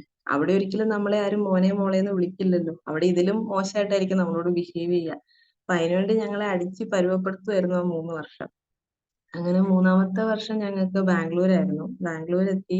ഇവിടെ എത്തിക്കഴിഞ്ഞപ്പോ എനിക്ക് ഉണ്ടായിരുന്ന കോൺഫിഡൻസ് മൊത്തം പോയി. ഇവിടുത്തെ പിള്ളേരൊക്കെ നല്ലപോലെ ഇംഗ്ലീഷ് പറയുന്നു. നമ്മളാ തലശ്ശേരിയിൽ എല്ലാവരും മലയാളമായിരുന്നല്ലോ, ടീച്ചർ മാത്രമല്ലേ ഇംഗ്ലീഷ് പറഞ്ഞിട്ടുള്ളൂ. അത് പിന്നെയും പ്രശ്നമായി. ഞാൻ വിചാരിച്ചു എനിക്കൊന്നും ജോലി കിട്ടാൻ പോണില്ല. ഇന്റർവ്യൂവിന് വരുന്നവർ ഇംഗ്ലീഷിൽ ചോദിക്കും, ഞാൻ എന്തെടുത്ത് വെച്ച് പറയാനാ. കുറെ കോമിക്സ് ബുക്കൊക്കെ വായിക്കാൻ തുടങ്ങി. അങ്ങനെ പെട്ടെന്ന് ബുക്ക് വായിച്ചെന്ന് വെച്ച് കാര്യമൊന്നുമില്ല. എന്റെ വിചാരം എന്നാ ബുക്ക് വായിക്കാം, അങ്ങനെയൊക്കെ ചെയ്ത് എന്തൊക്കെയോ ഒരു വർഷം ഇവിടെ എനിക്ക് അവസരം കിട്ടിയുള്ളൂ. മാക്സിമം ഞാൻ മലയാളി കുട്ടികളോടുള്ള കൂട്ടിനേക്കാളും കൂടുതൽ കന്നഡ, തെലുങ്കു, തമിഴ് ആൾക്കാരോട് സംസാരിക്കാൻ തുടങ്ങി. കൂടുതലും തമിഴാ പഠിച്ചത്, ഇംഗ്ലീഷ് പഠിച്ചില്ല. കന്നഡ എന്റെ അടുത്ത് പോയി സംസാരിച്ചപ്പോ കന്നഡ പഠിച്ചു. എന്നാലും ഒരു ഇംഗ്ലീഷ് അങ്ങോട്ട് വരുന്നില്ലായിരുന്നു. അപ്പൊ എനിക്ക് എന്റെ പേരൻസിനോട് ഭയങ്കര ദേഷ്യം തോന്നി. ഇവർക്ക് എന്നെ വല്ല ഇംഗ്ലീഷ് മീഡിയത്തിലും ചേർത്താ പോരായിരുന്നോ. ബാക്കി കുട്ടികളൊക്കെ ഭയങ്കരമായിട്ട് ഇംഗ്ലീഷ് പറയുന്നു. അവരൊക്കെ എല്ലാത്തിനും മുന്നിലും നിൽക്കുക. ഞാനാണെങ്കിൽ എല്ലായിടത്തും ചെന്നാലും ബാക്കോട്ടും പോകും. ഫ്രണ്ട് ബെഞ്ചറും അല്ല ബാക്ക് ബെഞ്ചറും അല്ല, ഒരു മിഡിൽ എവിടെയില്ല, അത് ഏറ്റവും കോർണറിൽ പോയേ ഇരിക്കുള്ളൂ. മുന്നോട്ട് വരാൻ ഭയങ്കര മടിയാ. കാരണം എന്റെ മുന്നിൽ പെർഫോം ചെയ്യുന്ന കാണുമ്പോൾ ഷോ ഇത്രയൊക്കെ പെർഫോം ചെയ്യണ്ട, എനിക്ക് ഇത്രയൊന്നും ആവില്ലല്ലോ എന്ന് ഓർത്തിരുന്നു. അങ്ങനെ അവിടെ എത്തിക്കഴിഞ്ഞപ്പം പഠിത്തത്തിൽ നിന്ന് നന്നായി താഴേക്ക് പോയി. 52 ഉണ്ടായിരുന്ന റാങ്ക് 115 ലാസ്റ്റ് എത്തിയത്. അപ്പൊ തീരുമാനിച്ചു ജോലിന്റെ കാര്യം പോക്കായി. ഇടയ്ക്കിടയ്ക്കൊക്കെ വിചാരിക്കായിരുന്നു ജോലി കിട്ടിക്കഴിയുമ്പോൾ സാലറി കിട്ടും, അതുകൊണ്ട് ഇങ്ങനെ വീട്ടിൽ പോകുന്നു, വീട്ടുകാർക്ക് ഓരോന്നും ചെയ്തു കൊടുക്കുന്നു. അന്ന് എനിക്ക് അഫർമേഷൻ ഒന്നും അറിയില്ല കേട്ടോ. വെറുതെ ബസ്സിലിരിക്കുമ്പോ എന്തെങ്കിലും സമയം പോക്ക് വേണ്ടേ. 3 മണിക്കൂർ വേണമായിരുന്നു തലശ്ശേരിയിൽ നിന്ന് വീട്ടിലെത്താൻ. ഇവിടുന്ന് വീട്ടിലെത്താൻ 6 മണിക്കൂറാണ്. അന്നേരം എന്തെങ്കിലും ചിന്തിക്കണ്ടേന്ന് ഓർത്ത് അതൊക്കെ ചിന്തിച്ചുകൊണ്ടിരുന്നത്. അങ്ങനെ ഇന്റർവ്യൂ വന്നു. 1-2 വലിയ കമ്പനികൾ ആദ്യം വന്നത്. 3 റൗണ്ട് ഉണ്ട്. ആദ്യത്തെ റൗണ്ട് പോലും ക്ലിയർ ചെയ്തില്ല. അടുത്തൊരു കമ്പനി വന്നപ്പം അവര് നമുക്ക് തന്നൊരു ഓഫർ ആയിരുന്നു. ഈ കമ്പനിയിൽ നമ്മൾ ജോയിൻ ചെയ്ത് കഴിഞ്ഞാൽ 5 വർഷത്തെ എഗ്രിമെന്റാ. പക്ഷെ 5 വർഷത്തിൽ അവര് നമ്മളെ ബിടെക്കും പഠിപ്പിക്കും, എംടെക്കും പഠിപ്പിക്കും. 5 വർഷം കഴിയുമ്പോൾ നമ്മുടെ കയ്യിൽ 5 വർഷത്തെ എക്സ്പീരിയൻസും എഡ്യൂക്കേഷനായി. എനിക്ക് ലോട്ടറി അടിച്ചു അല്ലേ. കാരണം എന്നോട് വീട്ടിൽ നിന്ന് പറഞ്ഞായിരുന്നു, ഇത് കഴിഞ്ഞ് മുന്നോട്ട് പഠിക്കണേ സ്വന്തം ജോലി എടുത്ത് പഠിച്ചോളാനാ പറഞ്ഞത്. അപ്പൊ ഇനി എന്തായാലും അവര് പഠിപ്പിക്കില്ല എന്നുള്ള കാര്യം തീരുമാനമായ കാരണം ഈ ഇത് കേട്ടപ്പോ എനിക്ക് ഭയങ്കര ഇൻട്രസ്റ്റ് ആയി. ഞാൻ അപ്പാടെ അമ്മേനെ വിളിച്ചു, അമ്മ ഇങ്ങനെ ഒരു സംഭവം വന്നിട്ടുണ്ട്, നാളെ ഇന്റർവ്യൂ ആണ്. 5 മിനിറ്റ് കഴിഞ്ഞപ്പോ അമ്മ വിളിച്ചിട്ടൊന്നു, ഞാനേ ആ ജോലിസിനെ വിളിച്ചു ചോദിച്ചു, നിന്റെ സമയം തീരെ മോശം, ഈ ജോലിയൊന്നും കിട്ടാൻ പോലുള്ള, മുന്നോട്ട് പഠിച്ചോളാനാ പറഞ്ഞെന്ന്. എന്റെ കോൺഫിഡൻസ് മൊത്തം പോയി അവിടെ. സാരമില്ല, കിട്ടുന്നില്ലേ കിട്ടണ്ട, ഇങ്ങനെ ഒരു കമ്പനിയിൽ ഇന്റർവ്യൂ അറ്റൻഡ് ചെയ്തു എന്നേലും പറയാലോ എന്ന് ഓർത്തിട്ട് ഞാൻ എന്തൊക്കെയോ വായിച്ചു നോക്കി. പിറ്റേ ദിവസം എല്ലാ കുട്ടികളും പോകുന്നപ്പോ പോയി. അപ്പൊ എന്റെ സർട്ടിഫിക്കറ്റ് ഒക്കെ എടുത്ത് വെച്ചപ്പോ കൂടെയുള്ള കൂട്ടുകാർ കളിയാക്കി, ഇപ്പോഴേ ഉറപ്പിച്ചു നീ 3 റൗണ്ടും കയറുന്നു, സർട്ടിഫിക്കറ്റ് ഒക്കെ എടുത്ത് വെക്കുന്നുണ്ടല്ലോ എന്ന് പറഞ്ഞു. ഞാൻ പറഞ്ഞു അവരുടെ മേശപ്പുറത്തേലും എന്റെ റെസ്യൂം ഒന്ന് കയറട്ടെ, അങ്ങനെയല്ലേ എനിക്ക് അഭിമാനിക്കാലോ എന്നും പറഞ്ഞു പോയി. അന്നാണെങ്കിൽ നമ്മളോട് പറഞ്ഞേക്കുന്ന അയൺ ചെയ്ത ഡ്രസ്സ് ഇടണം, ഷൂ ഉണ്ടാവണം, വൈറ്റ് സോക്സ് ഉണ്ടാവണം എന്നൊക്കെ പറഞ്ഞിട്ട് അന്ന് ഞാൻ അലക്കാത്ത ഡ്രസ്സും ഇട്ടു, ഷൂ ആണെങ്കിൽ കീറിയ ഷൂ. കാരണം അമ്മ ഇന്നലെ അങ്ങനെ പറഞ്ഞല്ലോ കിട്ടൂലെന്ന്. പിന്നെ കിട്ടാത്ത ഇന്റർവ്യൂവിന് ഇത്രയൊക്കെ ഒരുക്കാൻ മതി എന്ന് ഓർത്താ ഞാനും പോയത്. ചെന്നു ആദ്യത്തെ റൗണ്ട് ക്ലിയർ ചെയ്തു. ആദ്യത്തെ റൗണ്ട് അല്ലേ, ഇനിയും കിടപ്പുണ്ടല്ലോ 2 എന്ന് ഓർത്തു. രണ്ടാമത്തേലേക്ക് അതപ്പോ ഞങ്ങളൊരു 150 പേരെ കണ്ടെന്ന് തോന്നുന്നു ഇന്റർവ്യൂ അറ്റൻഡ് ചെയ്തത് ഫസ്റ്റ്. അതിൽ നിന്ന് ഇങ്ങനെ ഓരോരുത്തർ ഷോർട്ട് ലിസ്റ്റ് ചെയ്തു വരിക. 2 ദിവസത്തെ പ്രോസസ് ആയിരുന്നു. അങ്ങനെ രണ്ടാമത്തെ റൗണ്ട് ക്ലിയർ ചെയ്തപ്പോ എനിക്ക് 2 റൗണ്ടും ക്ലിയർ ചെയ്തു. ജോത്സ്യം പറഞ്ഞ ഞാൻ കേറൂലെന്നല്ലേ. 2 റൗണ്ടും ക്ലിയർ ചെയ്തോളൂ, എന്നാ പിന്നെ 3ാമത്തെ റൗണ്ടിൽ പോവായിരിക്കും എന്ന് ഓർത്തു. സെക്കൻഡ് റൗണ്ടിൽ കയറിയപ്പം അവിടേക്ക് ഇംഗ്ലീഷിന്റെ ഒരു ഫ്ലുവൻസി അവർ നോക്കുന്നത്. അപ്പൊ പണ്ട് ഞാൻ 6ാം ക്ലാസ്സിൽ പഠിക്കുമ്പോൾ ഒരു ഗ്രാമറിന്റെ ക്ലാസ്സിന് പോയിട്ടുണ്ടായിരുന്നു. അപ്പൊ സാർ അവിടെ കൂടുതലും പ്രൊനൗൺസിയേഷനാണ് പഠിപ്പിച്ചിട്ടുണ്ടായിരുന്നത്. നമ്മൾ ഉച്ചരിക്കുന്നതിലെ തെറ്റുകൾ എങ്ങനെ വേണം ഉച്ചരിക്കാൻ എന്നുള്ളത്.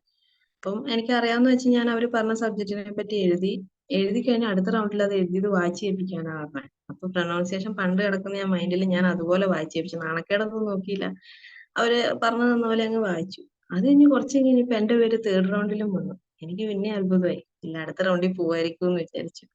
ഞാൻ അതിനെപ്പറ്റി ചിന്തിച്ചില്ല, എന്താണേലും കിട്ടൂലല്ലോ, വേറെ വല്ല കുഞ്ഞു കമ്പനി നോക്കാന്ന് ഓർത്തു. 3ാമത്തെ റൗണ്ടിൽ കയറിയപ്പം അവരെ വലിയ വലിയ ചോദ്യങ്ങൾ ചോദിക്കുന്നോർത്തപ്പോ അവിടെ അവരൊരു ഇംഗ്ലീഷിന്റെ ഒരു ടെസ്റ്റാ നടത്തിയത്. ഒരു കണ്ടൊരു സിനിമേനെ പറ്റി ഇംഗ്ലീഷിൽ പറയാൻ പറഞ്ഞു. ഞാനന്ന് കണ്ടിട്ടുള്ള സിനിമ നമ്മുടെ പഞ്ചാബി ഹൗസ്, സിഐഡി മൂസ, ഇതൊക്കെ ഞാൻ എങ്ങനെയാ വേറൊരു ഭാഷക്കാരോട് പറഞ്ഞു ഫലിപ്പിക്കുക. കുറച്ച് കൂടി ഒരു ഡീസൻസി വരട്ടെ എന്ന് ഓർത്തിട്ട് ഞാൻ ആ ഹാപ്പി ഡേയ്സ് എടുത്തിട്ടു. അതാകുമ്പോ അതിനകത്ത് ഫ്രണ്ട്ഷിപ്പും അവിടെ ഒരു കോളേജിന്റെ ഒരു ഇതൊക്കെ ഉണ്ടല്ലോ, അത് വെച്ചിട്ട് ഞാൻ അങ്ങ് തട്ടിവിട്ടു. പിന്നെ ഒരു ദിവസം വെയിറ്റ് ചെയ്യലായിരുന്നു. അന്ന് ഞാൻ തിരിച്ചെന്ന് അമ്മയോട് പറഞ്ഞു, അമ്മ ഞാൻ 3 റൗണ്ട് ക്ലിയർ ചെയ്തിട്ടു. നന്നായി മോളെ എന്ന് പറഞ്ഞു. വേറെ ഒന്നും പറഞ്ഞില്ല. പിറ്റേ ദിവസം ആയപ്പോ ടെൻഷനായി. ചേടാ കിട്ടിയ ലോട്ടറി ആയിരുന്നല്ലോ, നല്ലൊരു ഓപ്പർച്യൂണിറ്റി, എനിക്ക് കിട്ടുമോ? എന്നെക്കാളും ഇഷ്ടം പോലെ പഠിച്ച കുട്ടികളും ഉണ്ട് അവിടെ. ഞാനൊക്കെ ആണെങ്കിൽ 100 റാങ്കിന്റെ താഴെ. റിസൾട്ട് വന്നപ്പോ ഞാൻ കരഞ്ഞുപോയി. എന്റെ പേരുണ്ടായിരുന്നു. ഞാനും കരഞ്ഞുപോയി, കൂടെ ഉണ്ടായിരുന്നവരും കരഞ്ഞുപോയി, ഇവൾക്ക് എങ്ങനെ കിട്ടിയെന്ന് ഓർത്തിട്ട്. എന്തായാലും സാരമില്ല, അവര് ഒരുമാതിരി പൊട്ടന്റെ ലോട്ടറി അടിച്ച പോലെ കണ്ടേന്ന് തോന്നുന്നു. പക്ഷെ ഞാൻ നന്നായി പണിയെടുത്തായിരുന്നു കേട്ടോ. കാരണം പ്രൊനൗൺസിയേഷൻ ഒക്കെ ഞാൻ നന്നായിട്ട് തന്നെയാണ് അവിടെ ചെന്നിട്ട് വായിച്ചതും എല്ലാ കാര്യങ്ങളും പിന്നെ ആപ്റ്റിറ്റ്യൂഡ് ഒക്കെ പഠിച്ചിട്ട് പോയായിരുന്നു ഫസ്റ്റ് റൗണ്ട് ക്ലിയർ ചെയ്യാൻ വേണ്ടിയിട്ട്. പിന്നെ ഇടയ്ക്കൊരു കോൺഫിഡൻസ് നഷ്ടപ്പെട്ടു പോയി. എന്റെ ഭാഗ്യവും പിന്നെ കുറച്ച് കഷ്ടപ്പാടും ഒക്കെ കാരണം ജോലി കിട്ടി. എനിക്ക് ഏറ്റവും വലിയൊരു അച്ചീവ്മെന്റ് ആയിരുന്നു അത്. അത് എന്താ പറയാ ലൈഫില് എനിക്ക് ജോലി വേണമെന്ന് വിചാരിച്ചു, എനിക്ക് ജോലി കിട്ടി. അപ്പൊ ഞാൻ 15 വയസ്സിൽ പഠിക്കാൻ പോയി. എന്റെ 18ാമത്തെ പിറന്നാൾ കഴിഞ്ഞ് പിറ്റേ ദിവസം ഞാൻ വീട്ടിലേക്ക് വിളിച്ചോണ്ട് എനിക്ക് ജോലി കിട്ടിയിട്ടു എന്ന് പറഞ്ഞു. 5 വർഷം ഇനി എന്നെ നോക്കണ്ട, മൊത്തം ആ കമ്പനി തന്നെ നോക്കിക്കോളൂല്ലോ. പിന്നെ അവിടെ ചെന്ന് ജോയിൻ ചെയ്തപ്പോ ഒക്കെ ഭയങ്കര ആവേശമായിരുന്നു. അവിടെ ചെന്നപ്പോഴേ പഴയ പറഞ്ഞ പോലെ ഒരു പ്രശ്നം ഇങ്ങനെ നിൽക്കുക, മിങ്കിൾ ആവാൻ പറ്റുന്നില്ല, മുന്നോട്ട് നിൽക്കാൻ പറ്റുന്നില്ല. അവിടുത്തെ കുട്ടികളൊക്കെ ഭയങ്കര സൂപ്പർ ടാലന്റാ. മെയിൻ ആയിട്ടുള്ള പ്രശ്നം എന്താന്ന് വെച്ചാൽ എല്ലാരോടും പറയും എന്തെങ്കിലും പാട്ട് പാട്ട് ഡാൻസ് ചെയ്യുന്ന പറയും. എനിക്കിതൊന്നും അറിയത്തില്ല. ഞാൻ ഡാൻസ് പഠിച്ചുകൊണ്ടിരുന്ന അമ്മ പറഞ്ഞു ഇനി പഠിത്തത്തിൽ ശ്രദ്ധിച്ചാൽ മതി എന്നും പറഞ്ഞ് അരങ്ങേറ്റത്തിന്റെ വക്കത്ത് വെച്ച് ഭരതനാട്യം നിർത്തിച്ചു. അപ്പൊ എനിക്കിപ്പോ ഭയങ്കര സങ്കടം. എവിടെ ചെന്നാലും എനിക്ക് ഒന്നും എക്സ്ട്രാ ഒരു ആക്ടിവിറ്റി എന്ന് പറയുന്ന ഒന്നുമില്ല. പഠിച്ചു, ജോലി കിട്ടി. ഒരു നമ്മളൊരു ഗ്രൂപ്പ് ഓഫ് പീപ്പിളിന്റെ മുന്നിൽ ചെല്ലുമ്പോൾ എന്തെങ്കിലും ഒന്ന് നമുക്ക് അവതരിപ്പിക്കാൻ കിട്ടണ്ടേ? ഒരു കഴിവില്ലാത്തൊരവസ്ഥ. അവിടെ ചെന്നു അവിടെയും മാറി നിന്നു. അവിടുത്തെ ട്രെയിനിങ്ങിലൊക്കെ ഞാൻ പിന്നിലായിരുന്നു. ലാസ്റ്റ് അവരെന്നെ നോട്ട് ചെയ്യാൻ തുടങ്ങി. മുന്നോട്ട് പോവാന്ന് പറയാൻ തുടങ്ങി. അവിടെ ഇംഗ്ലീഷ് പ്രശ്നം. പിന്നെ മറ്റു കുട്ടികളെ കാണുമ്പോൾ ഒരു ബുദ്ധിമുട്ട്. ഇവരുടെ അത്ര ഞാൻ അങ്ങോട്ട് വരുന്നില്ലെന്ന്. പോട്ടെ എന്നോർത്ത് അങ്ങനെ പോയി. ട്രെയിനിങ് അല്ലേ, ജോലി കിട്ടുമ്പോൾ പൊളിക്കാന്ന് വെച്ചു. ട്രെയിനിങ് കഴിഞ്ഞ് ജോലി കയറിയപ്പോ ഞാൻ ചോദിച്ചു വാങ്ങിയ ജോലി, ആ ജോലി ചെയ്തിട്ടുണ്ടെങ്കിൽ 5 വർഷം കഴിഞ്ഞ് കഴിയുമ്പോൾ നമുക്ക് വിദേശത്ത് പോവാം, ഓൺ സൈറ്റ് പ്രൊജക്ട് കിട്ടും, അപ്പൊ മാസം 3 ലക്ഷം രൂപ സാലറി ഉണ്ടെന്നൊക്കെ ആരോ പറയുന്നു കേട്ടോ. അങ്ങനെ ആ പ്രൊജക്റ്റിൽ പോയി പഠിച്ചു. അവിടെ ചെന്ന് കഴിഞ്ഞപ്പോ ഞാനങ്ങനെ മലയാളികളെ മോശമാക്കി പറയല്ല, എന്റെ മാനേജർ മലയാളിയായിരുന്നു. അവിടെ ഞാനൊരു 11 മാസം നിന്നുള്ളൂ. നന്നായി അനുഭവിച്ചു. നല്ല രീതിയിൽ തന്നെ ഭയങ്കര കഷ്ടപ്പാടായിരുന്നു. ജോലി എന്നതിലുപരി പേഴ്സണലിയും കുറെ ഇഷ്യൂസ് ആ ഒരു കരിയർ ഗ്രോത്തിന് എനിക്ക് ഉണ്ടായിട്ടുണ്ട്. എനിക്ക് ലാസ്റ്റ് ജോലി വിട്ടിട്ട് പോന്നാലോ എന്നുള്ള ഒരു അവസ്ഥയിലെത്തി. ഞാൻ കരയാൻ തുടങ്ങി. എനിക്ക് തെറ്റായ സംഭവങ്ങൾ കണ്ടപ്പോൾ ഞാനത് റിപ്പോർട്ട് ചെയ്യാൻ തുടങ്ങി. പക്ഷെ ഞാനൊരു ഫ്രഷറാണ്. അവിടെ ഇരിക്കുന്നവരെല്ലാം ഒരുപാട് എക്സ്പീരിയൻസ് ആയിട്ടുള്ള ആൾക്കാരാ. എന്റെ കംപ്ലൈന്റ് ഒന്നും ആരും എടുത്തില്ലെന്ന് മാത്രമല്ല, പിറ്റേ ദിവസം മുതൽ എനിക്ക് എന്റെ ഇരട്ടി പണി തിരിച്ചു വരാനും തുടങ്ങി. അങ്ങനെ ആദ്യത്തെ 1 വർഷം ഭയങ്കര കഷ്ടപ്പാടാ. നാട്ടിലെല്ലാവരും ഭയങ്കരമായിട്ട് അമ്മയും അച്ഛനും എല്ലാവരും സന്തോഷിക്കുന്നു. അവൾക്ക് ജോലി കിട്ടി, നല്ലൊരു ഓപ്പർച്യൂണിറ്റി കിട്ടി, അവളെ രക്ഷപ്പെട്ടു തുറക്കുന്നു. ഇവിടെ ഞാൻ കിടന്ന് കഷ്ടപ്പെടുക. ഇത് ഇവരോടൊട്ട് പറയാനും പറ്റില്ല. അങ്ങനെ ഒരു കുറച്ച് കഴിഞ്ഞപ്പം വേറെ 2-3 പേരുടെ സഹായത്തോടെ ആ പ്രൊജക്റ്റിൽ നിന്ന് എനിക്ക് ഇവിടെ നമുക്ക് വേറെ വേറെ പ്രൊജക്റ്റുകൾ കിട്ടും. സെയിം കമ്പനി തന്നെ വേറെ പ്രൊജക്റ്റിലേക്ക് മാറി. അപ്പോൾ അവിടെ ഞാൻ ഇവിടുന്ന് ഒരു കംപ്ലൈന്റ് ഒക്കെ കൊടുത്ത് നിൽക്കുന്നതായോണ്ട് സാറ് പറഞ്ഞു നിന്നെ ഞാൻ അടുത്ത ഇതിലേക്ക് വിടുകയാണ്. അവിടെ ചെല്ലുമ്പോൾ നീ എന്താ പറയാ പിന്നെ പ്രശ്നങ്ങളൊന്നും ഉണ്ടാക്കരുത്, നന്നായി നിന്നോളാം എന്ന് പറഞ്ഞു. ഓക്കെ എന്ന് പറഞ്ഞാൽ അവിടെ ഇന്റർവ്യൂ അറ്റൻഡ് ചെയ്തു. എന്ത് പണി വന്നാലും ചെയ്തോളാം എന്ന് പറഞ്ഞു. ആ ഒരു കാര്യം മൈൻഡിൽ കിടപ്പുണ്ട്, ഇനി നമ്മുടെ ഭാഗത്തുനിന്ന് ഒരു ഇഷ്യൂ വരരുത്.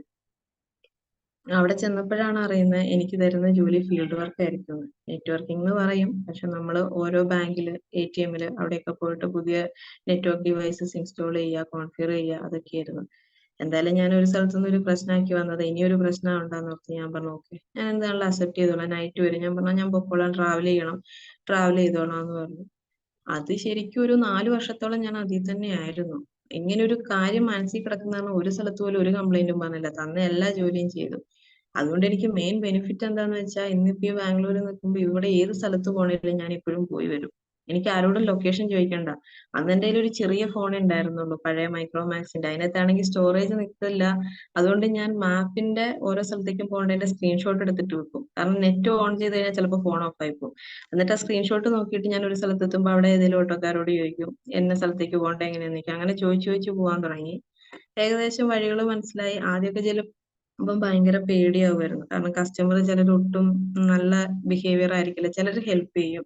നമ്മളെ കാണുമ്പോഴോ ഞാനും കൂടി ഹെൽപ്പ് ചെയ്യാന്ന് പറഞ്ഞാൽ ഡിവൈസ് ഒക്കെ എടുക്കാൻ, അത്യാവശ്യം നല്ല വെയിറ്റ് ഉള്ള ഡിവൈസ് അതെടുത്ത് പുറത്ത് വെക്കാൻ, ക്ലാമ്പ് ഫിറ്റ് ചെയ്യാനൊക്കെ ഹെൽപ്പ് ചെയ്യും. ചിലര് നമ്മുടെ ജോലിയല്ലേ എന്നോർത്ത് മാറി നിൽക്കും. അപ്പൊ ചില സ്ഥലത്ത് ഞാൻ ഒറ്റയ്ക്ക് സ്ട്രഗിൾ ചെയ്യേണ്ടി വന്നിട്ടുണ്ട്. ചില സ്ഥലത്ത് അവര് സഹായിച്ചിട്ടുണ്ട്. എല്ലാം ഒരു എഫേർട്ടായിരുന്നു. ആ എഫേർട്ടിൽ നിന്ന് പിന്നെ ഗുണങ്ങൾ ഉണ്ടായിട്ടേ ഉള്ളൂ. അങ്ങനെ ഒരു 4-4.5 വർഷം ആ ഒരു ഇതിൽ തന്നെ പിടിച്ചു നിന്നു. അപ്പം സാലറി എന്ന് പറയുന്നത് നമുക്ക് 5 വർഷത്തെ എഗ്രിമെന്റ് ഉള്ളത് കാരണം ഒത്തിരി എക്സ്പെക്ട് ചെയ്യാൻ പറ്റില്ല. അവർ കറക്റ്റ് എഗ്രിമെന്റിൽ പറഞ്ഞ സാലറിയെ കിട്ടുള്ളൂ. 4.5 വർഷം കഴിഞ്ഞു. ആ പ്രൊജക്ട് തീർന്ന ഒരു സാഹചര്യത്തിൽ പിന്നെയും ഞാനിങ്ങനെ ഫ്രീ ആയിട്ട് നിൽക്കുക. അപ്പൊ എനിക്ക് തോന്നി ഇതല്ല എനിക്ക് പറഞ്ഞിട്ടുള്ള പണി. എനിക്ക് എന്തെങ്കിലും ഒരു മാനേജ്മെന്റ് ജോലിയായിരുന്നു നല്ലത്. അപ്പൊ എന്നെ അറിയാവുന്നവരൊക്കെ പറയും നിനക്ക് ഇങ്ങനത്തെ ജോലിനേക്കാളും നല്ലത് ഒരു മാനേജിങ് ലെവലിലുള്ള ജോലിയായിരുന്നു. പിന്നെ ഞാൻ അത് അന്വേഷിച്ചപ്പോ എനിക്ക് ആകെ 1-2 ടീമേ അറിയുള്ളൂ. 1-2 സ്ഥലത്ത് ഞാൻ എന്റെ റെസ്യൂമെ എല്ലാം അയച്ചു കൊടുത്തു. ഒരു സ്ഥലത്തുനിന്ന് എനിക്ക് കോൾ വന്നു. അപ്പം അന്നൊക്കെ ഞാനിങ്ങനെ ചിന്തിക്കും, ഒരു കോള് ഞാൻ മിസ് ചെയ്ത് അതായിരുന്നു എന്റെ ഓപ്പർച്യൂണിറ്റി എങ്കിലോ പിന്നെ ആ കോള് വീണ്ടും വരണം എന്നൊരു നിർബന്ധം ഇല്ലല്ലോ. അപ്പൊ ഞാൻ ഏത് സാഹചര്യത്തിലായിരുന്നാലും അന്ന് വരുന്ന എല്ലാ കോളും എടുക്കുമായിരുന്നു.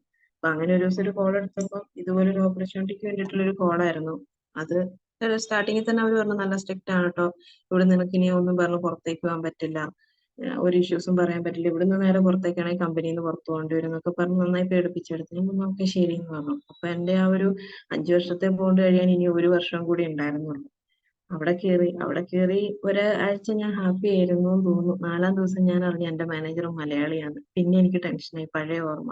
ഈശ്വര ഇവിടെയും പണി കിട്ടൂലോ എന്നൊക്കെ ഓർത്തിട്ട് ഇങ്ങനെ വിഷമിച്ചിരുന്നു. ശരിക്കും ഭയങ്കര, അവിടെയും കോളേജിലേക്കാളും സ്ട്രിക്റ്റ് ആയിരുന്നു. അരങ്ങണയിലും തിരിയണയിലും ഒക്കെ ചീത്ത പറയും.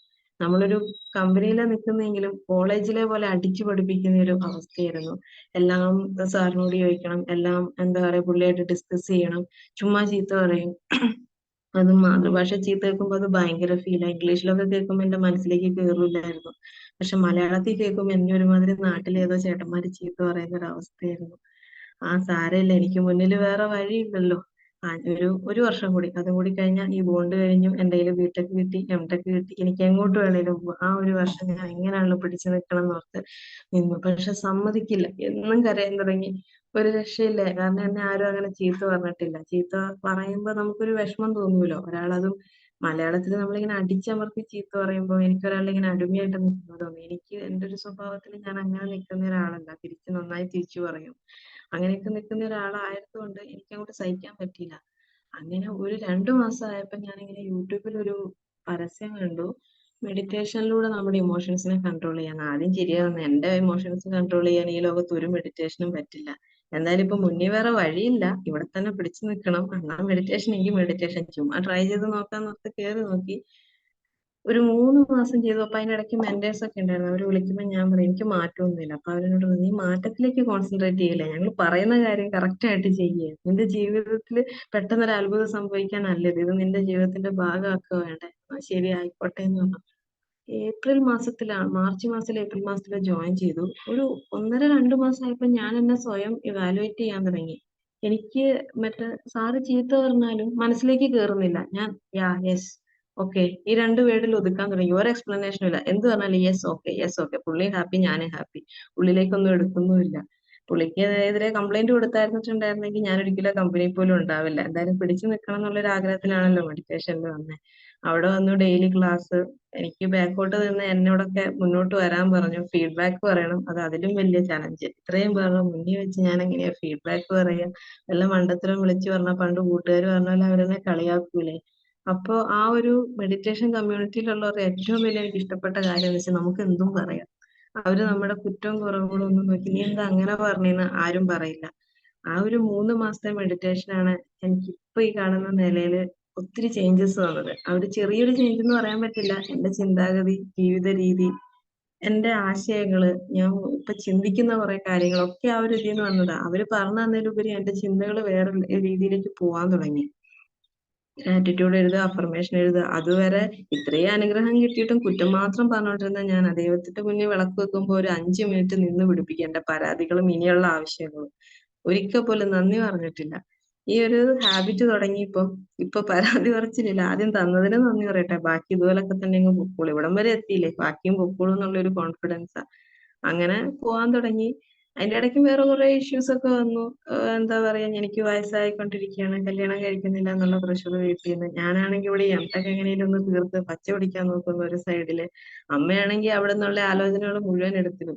എനിക്ക് ബാംഗ്ലൂരുള്ള ചെക്കൻ വേണം, മിനിമം ബിടെക് വേണമെന്നൊക്കെ ചുമ്മാ തള്ളി വിട്ടു. അതാകുമ്പോൾ നാട്ടിൽ ഇച്ചിരി കിട്ടാൻ പാടാണല്ലോ. പ്രത്യേകിച്ച് ഞങ്ങളുടെ ഒരു അമ്മ എന്തായാലും അന്വേഷിച്ച് കണ്ടുപിടിക്കില്ലെന്ന് അറിയാം. ആ ഉറപ്പിലങ്ങ് പറഞ്ഞു. എന്തായാലും അമ്മയ്ക്ക് കിട്ടിയില്ല. ലാസ്റ്റ് ബാംഗ്ലൂരുള്ള ഒരു ചെക്കനാന്നും പറഞ്ഞു, ഡോക്ടറാന്നും പറഞ്ഞു അമ്മ ഡയാലിസിസ് ചെയ്യുന്ന ചേട്ടനെ കൊണ്ടുവന്നു. എനിക്ക് അതും കൂടി കേട്ടപ്പോ ഞാൻ ദേഷ്യം വന്നു. അന്നേരം ഞാൻ പറഞ്ഞു ഞാനിതൊന്ന് തീർത്തോട്ടെ, അത് കഴിഞ്ഞിട്ട് ഞാൻ പറയാം, ചെയ്തോണ്ടിരിക്കുന്ന പരിപാടികളൊക്കെ ഒന്ന് കഴിയട്ടെ. അപ്പൊ എനിക്കൊരു 24-25 വയസ്സേ ആയിട്ടുണ്ടാവുള്ളൂ എന്ന് തോന്നുന്നു. 24 വയസ്സേ ആയിട്ടുള്ളൂ. പക്ഷെ എന്റെ നാട് പോലുള്ള ഒരു സ്ഥലത്ത് 24 വയസ്സെന്ന് പറഞ്ഞാൽ അവര് മൂത്ത് നരച്ച പോലെ കാണുള്ളൂ. പിന്നെ ചെറുക്കനെ കിട്ടില്ല, കുറച്ച് കഴിഞ്ഞിട്ടുണ്ടെങ്കിൽ എന്താ പറയാ, നിനക്ക് മറ്റേ ആലോചനകൾ നല്ലത് വരില്ല, 30 വയസ്സ് കഴിഞ്ഞവരെ വരുള്ളൂ എന്നൊക്കെ പറഞ്ഞ് തളർത്താൻ തുടങ്ങി. സാരമില്ല, അതിനേക്കാളും വലുത് ഇപ്പൊ ഇവിടെ ജോലിയാ. ഞാൻ എന്റെ ലൈഫിൽ ഇതുവരെ വേറെ എന്തിനേക്കാളും പ്രാധാന്യം കൊടുക്കുന്ന ജോലിക്കാ. കാരണം പണ്ട് ഞാൻ പറഞ്ഞല്ലോ എനിക്ക് കാശ് വേണമെന്നുള്ളത്, അതെനിക്ക് കിട്ടിയത് ജോലിയിലൂടെ ആയതുകൊണ്ടാന്ന് തോന്നുന്നു. ജോലിക്ക് ഇമ്പോർട്ടൻസ് ഉള്ളൂ. വേറെ ഇപ്പം പേഴ്സണൽ ലൈഫ് ഒരു എന്താ പറയാ തുല്യമായിട്ടൊരു ത്രാസിൽ ഇങ്ങനെ കൊണ്ടുപോകുന്നുണ്ട്. അപ്പൊ അന്ന് ഞാൻ ഇമ്പോർട്ടൻസ് കൊടുത്തത് എന്റെ ജോലിക്കാണ്. അങ്ങനെ ഞാൻ പോയിക്കൊണ്ടിരുന്നു. ലാസ്റ്റ് എന്റെ എംടെക്കും എല്ലാം കഴിഞ്ഞു, കൺവേർഷൻ ആയി. ആ ഒരു ആര് കാരണമാണോ ഞാൻ ഈ മെഡിറ്റേഷനിൽ വന്നത്, ആ സാറിനെയാണ് ഇപ്പൊ ഞാൻ ഏറ്റവും കൂടുതൽ ബഹുമാനിക്കുന്നത്. കാരണം ആ ഒരു വ്യക്തി ഇല്ലായിരുന്നെങ്കിൽ ഞാൻ ഈ മെഡിറ്റേഷൻ എന്ന് പറഞ്ഞ സംഭവത്തെ പുച്ഛത്തോടെ കാണുള്ളായിരുന്നു. എങ്ങനെ ഇമോഷൻസ് കൺട്രോൾ ചെയ്യാൻ, അതൊക്കെ വല്ല സ്വാമിമാർക്കോ ഋഷിമാർക്കോ ഒക്കെ പറ്റുള്ളൂ എന്നൊക്കെയായിരുന്നു എൻ്റെ ഒരു വിചാരം. അത് മാത്രല്ല, അതിലൂടെ വന്നപ്പോഴേക്കും എന്റെ സ്വഭാവത്തിന് എത്ര മാറ്റം വന്നു. ആൾക്കാരോട് നല്ല രീതിയിൽ സംസാരിക്കാൻ തുടങ്ങി. വളരെ ടോക്സിക് ആയിട്ട് ഇടപെട്ടുകൊണ്ടിരുന്ന ഞാൻ കൂൾ ആൻഡ് കാം ആയിട്ട് സംസാരിക്കാൻ തുടങ്ങി. അപ്പൊ ഞാൻ വീട്ടിൽ പറഞ്ഞു, അമ്മ ഞാൻ ഇങ്ങനെ ഒരു മെഡിറ്റേഷൻ ചെയ്യുന്നുണ്ട് കേട്ടോ എന്ന്. 1.5 മാസം 2 മാസം കഴിഞ്ഞപ്പോ എപ്പോ വിളിച്ചാലും ഞാൻ വീട്ടിലേക്ക് ഷൗട്ട് ചെയ്തേ സംസാരിക്കുള്ളായിരുന്നു. അമ്മേനോടും അനിയത്തിനോടും കേട്ടോ, എല്ലാരോടും ഇല്ല. അപ്പൊ അമ്മയ്ക്ക് പേടി, അവൾക്ക് ഭ്രാന്ത് കയറിയിരിക്കുക, നീ ഫോൺ വെച്ചോന്നൊക്കെ അമ്മ പറയായിരുന്നു. പിന്നെ ഒരു ദിവസം അമ്മ ചീത്ത ഇങ്ങനെ വഴക്കായപ്പോ ഞാൻ പറഞ്ഞു, അമ്മ എനിക്ക് എന്റെ ഇമോഷൻസ് കൺട്രോൾ ചെയ്യണം, എനിക്ക് നല്ല ദേഷ്യം വരുന്നുണ്ട്, അതിനാൽ അമ്മ കുറച്ചു നേരം കഴിഞ്ഞ് വിളിക്കാന്ന് പറഞ്ഞു. അമ്മയ്ക്ക് ഭയങ്കര ഷോക്കായി പോയി. അത് കഴിഞ്ഞപ്പോ അമ്മ അനിയത്തിനോട് ചോദിച്ചപ്പോൾ, ചേച്ചി ഒരു മെഡിറ്റേഷൻ ക്ലാസ് അറ്റൻഡ് ചെയ്യുന്നുണ്ട് അമ്മേ, അവിടെ ദേഷ്യപ്പെടാനൊന്നും പാടില്ലെന്ന് പറഞ്ഞു. കുറച്ച് കഴിഞ്ഞ് അമ്മ 2 ദിവസം കഴിഞ്ഞ് പിന്നെയും വിളിച്ചപ്പോഴും ഞാൻ അതുപോലെ തന്നെ കൂളായിട്ട് നിൽക്കുന്നു, ഒരു കുഴപ്പമില്ല. ലാസ്റ്റ് അമ്മ പറഞ്ഞു, പണ്ടേതോ സിനിമയുണ്ടല്ലോ ശ്രീനിവാസൻ മലിക്കുക മാലയിട്ടിട്ട് മാല ഊരാത്ത, നീ ഇനി ആ രീതിയിലേക്ക് ആയി പോവോന്ന് ചോദിച്ചു. അതുപോലൊന്നും ആവില്ല, പക്ഷെ നല്ല കാര്യമല്ലേ. ആൾക്കാരുടെ ആ ഒരു എന്താ പറയാ, നമ്മൾ എല്ലാരെയും വെറുപ്പിച്ചിട്ട് എന്താ കാര്യം. ഞാൻ എല്ലാരോടും വഴക്കിട്ടോണ്ടിരിക്കുക, അങ്ങനെയാണ് ഈ സമൂഹത്തിൽ ആരും എനിക്ക് ഉണ്ടാവില്ല. കുറ്റവും കുറവില്ലാത്ത ആരും ഉണ്ടാവില്ലല്ലോ. എല്ലാരും എന്റെ ഇഷ്ടത്തിന് ബിഹേവ് ചെയ്യണം എന്ന് പറഞ്ഞാൽ അത് നടക്കൂലല്ലോ.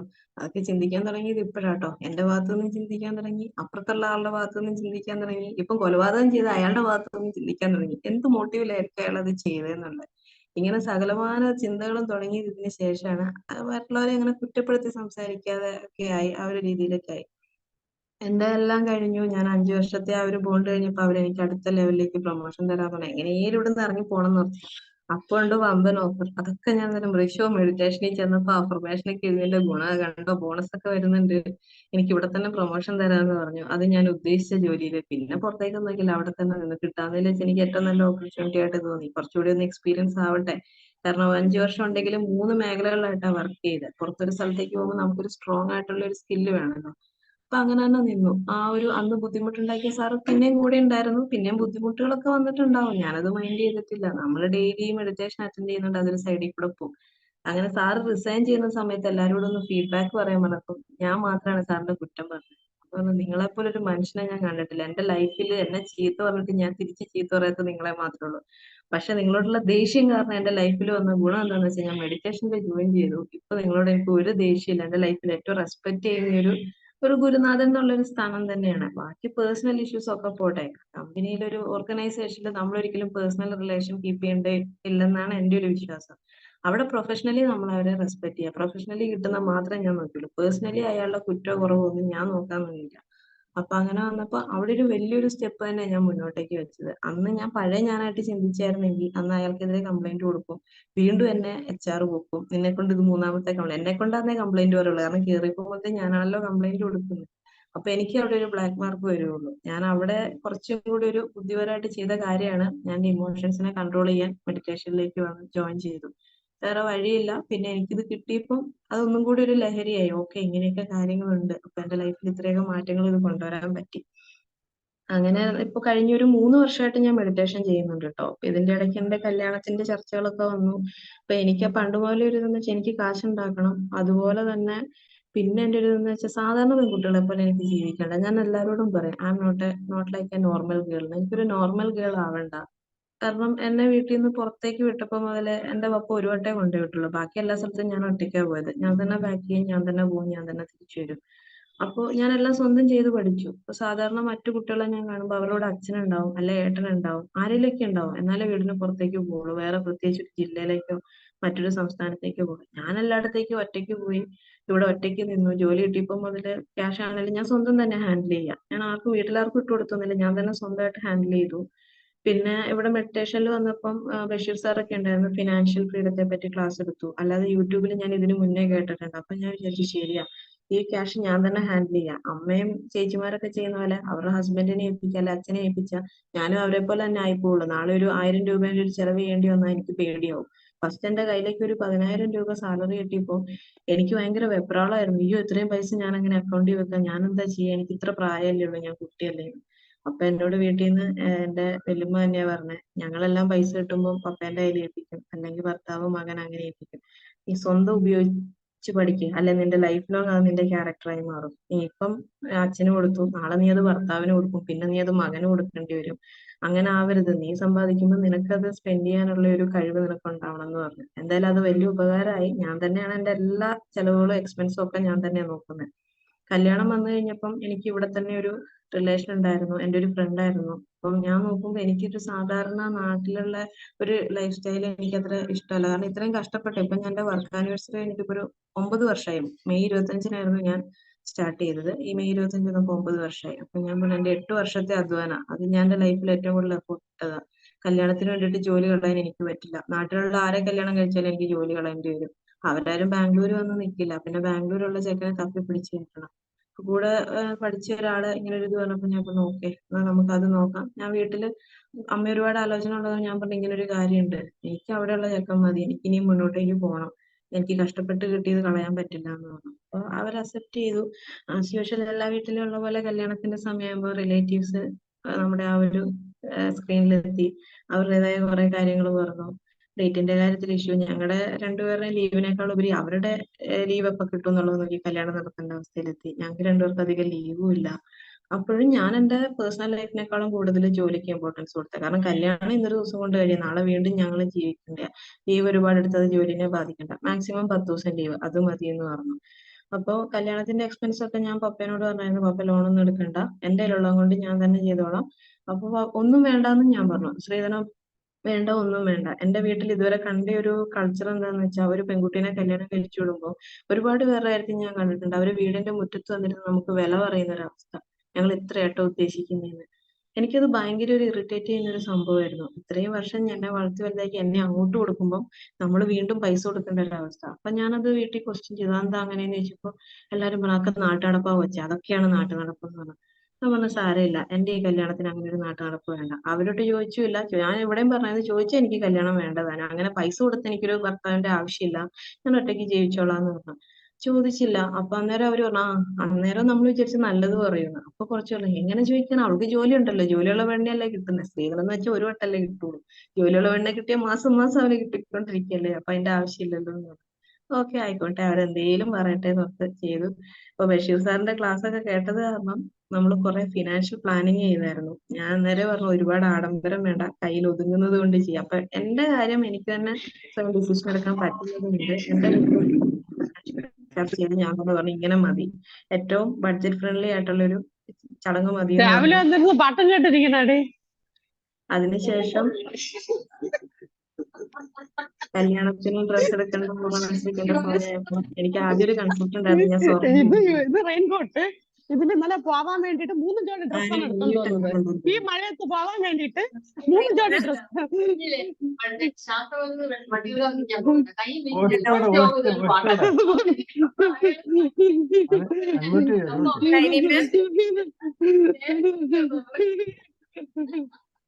ഷൈനി മാം,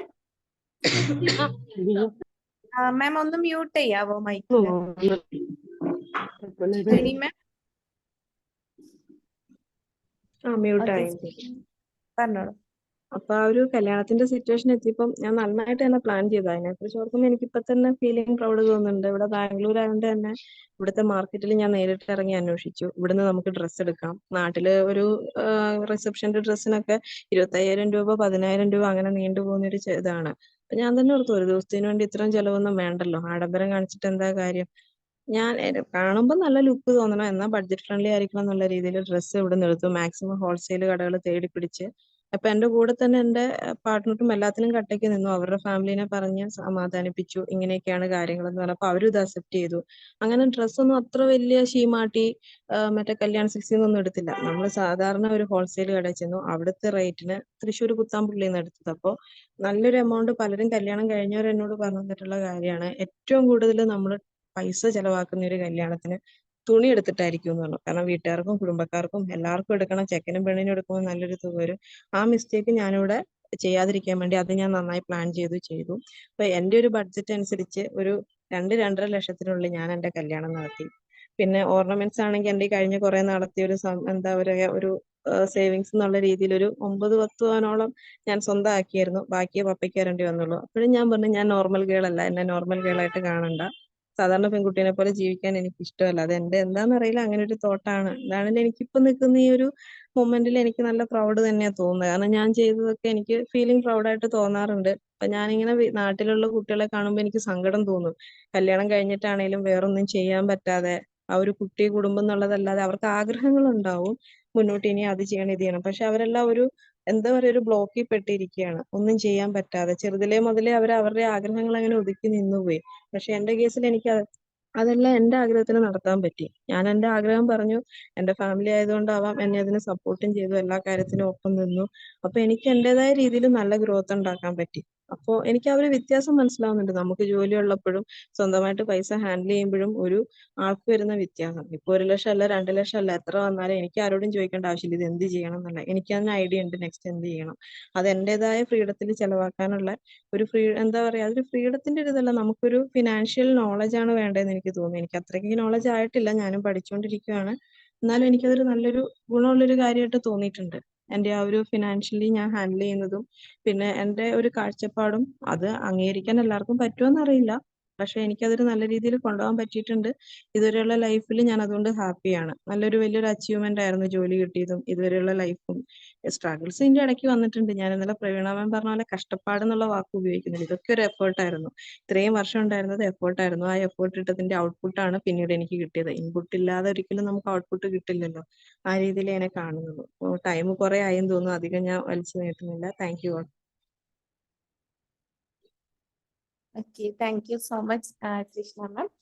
അപ്പോ ഇതില് നിങ്ങൾക്ക് എന്തെങ്കിലും പറയാനുണ്ടെങ്കിൽ പറയാം. Razak sir. Magic morning to all. Magic morning ma'am. വളരെ വണ്ടർഫുൾ സെക്ഷൻ ആയിരുന്നു. കാരണം തീയിൽ മുളച്ചത് എന്നാ പറയണത്, അങ്ങനെ വാടുപോന്നൊക്കെ ഒരു ചോദ്യം ഉണ്ടല്ലോ എന്ന് പറഞ്ഞ പോലെ മാഡം സെൽഫ് സ്റ്റാൻഡിൽ നിന്നുകൊണ്ട് ഒരുപാട് പ്രതിസന്ധികളെ നേരിട്ടുകൊണ്ട് വളരെ സക്സസ്ഫുൾ ആയില്ല എന്നാണ് ഇവിടെ സൂചിപ്പിച്ചത്. പക്ഷെ ആയി എന്ന് വേണം പറയാനായിട്ട്. കാരണം സ്വന്തമായിട്ട് ഓരോ കാര്യങ്ങൾ ചെയ്തുകൊണ്ട് പഠിത്തമാകട്ടെ, വിവാഹ ജീവിതമാകട്ടെ, ലൈഫ് സ്റ്റൈലാകട്ടെ, ജീവിതം തന്നെ മാറ്റിമറിച്ചു മറ്റുള്ള സ്ത്രീകൾക്ക് മാതൃകയാകാൻ പറ്റുമെങ്കിൽ മാതൃകയാക്കാൻ പറ്റുകയും സെൽഫ് താങ്ക് സ്റ്റാൻഡിൽ യു ഇപ്പൊ സർ. ഒരു വിവാഹമാണെങ്കിൽ തന്നെ എന്ന് പറഞ്ഞാൽ പാരന്റ്സ് തീരുമാനിക്കുന്ന രീതിയിലേക്കാണ് ഇപ്പൊ ഇത്തിരി ന്യൂജൻ മാറ്റങ്ങൾ വരുത്തിയിട്ടുണ്ടെങ്കിൽ പോലും മാഡം അത് സെൽഫ് സ്റ്റാൻഡിൽ നിന്ന് നേടിയെടുത്തു എന്നുള്ളതാണ് അഭിമാനപൂർവ്വമായിട്ട് ഇവിടെ സൂചിപ്പിക്കേണ്ടത്. ഇപ്പൊ പാരന്റ്സ് പറയാണ് അങ്ങനെയാണെന്ന് പറഞ്ഞാൽ അങ്ങനെയായിട്ട് മിക്കവാറും പേര് ഒരു 50% അപ്പോ സ്ത്രീകൾ അത് എടുക്കേണ്ടതായിട്ട് വരും, എടുക്കുകയും ചെയ്യും. അങ്ങനെയാണല്ലോ വരുന്നത്. അപ്പൊ അതിലും മാഡം സെൽഫ് സ്റ്റാൻഡിൽ നിന്നുകൊണ്ട് ജോലിയാകട്ടെ, ജീവിതമാകട്ടെ, ലൈഫ് സ്റ്റൈലാകട്ടെ, ഡ്രസ്സിലാകട്ടെ, അങ്ങനെ ഒരുപാട് കാര്യങ്ങളിൽ മാതൃകയാക്കേണ്ടതാണ്. കാരണം സാധാരണ സ്ത്രീകള്, പെൺകുട്ടികള്, യുവതികള് എന്ന് പറഞ്ഞാൽ മറ്റു ചില കാര്യങ്ങൾക്കാണ് പിടിവാശി പിടിക്കുന്നത്. എനിക്ക് അത് വേണം ഇത് വേണം, കമ്പയർ ചെയ്യും അടുത്ത ആൾക്കാരായിട്ട്, റിലേറ്റീവ്സ് ആയിട്ട്, ഫ്രണ്ട്സ് ആയിട്ട്, നൈബേഴ്സ് ആയിട്ടൊക്കെ കമ്പയർ ചെയ്തിട്ട് ആ രീതിയിലാണ് പാരന്റ്സും ഇപ്പൊ കുട്ടികളെക്കാൾ കൂടുതൽ ടെൻഷൻ പാരന്റ്സിനാണ്. കാരണം അടുത്ത കുട്ടി, ഫ്രണ്ട്സിന്റെ കുട്ടി, അവർക്ക് എല്ലാത്തിലും A+ കിട്ടുമ്പോൾ നമ്മൊരു A+ ഒരെണ്ണം കുറഞ്ഞു പോയാലൊക്കെ ഭയങ്കര അവർക്കാ ടെൻഷൻ. അതിലൊന്നും കാര്യമില്ല. അതൊക്കെ അക്കാഡമിക് ക്വാളിഫിക്കേഷൻ മാത്രമാണ്.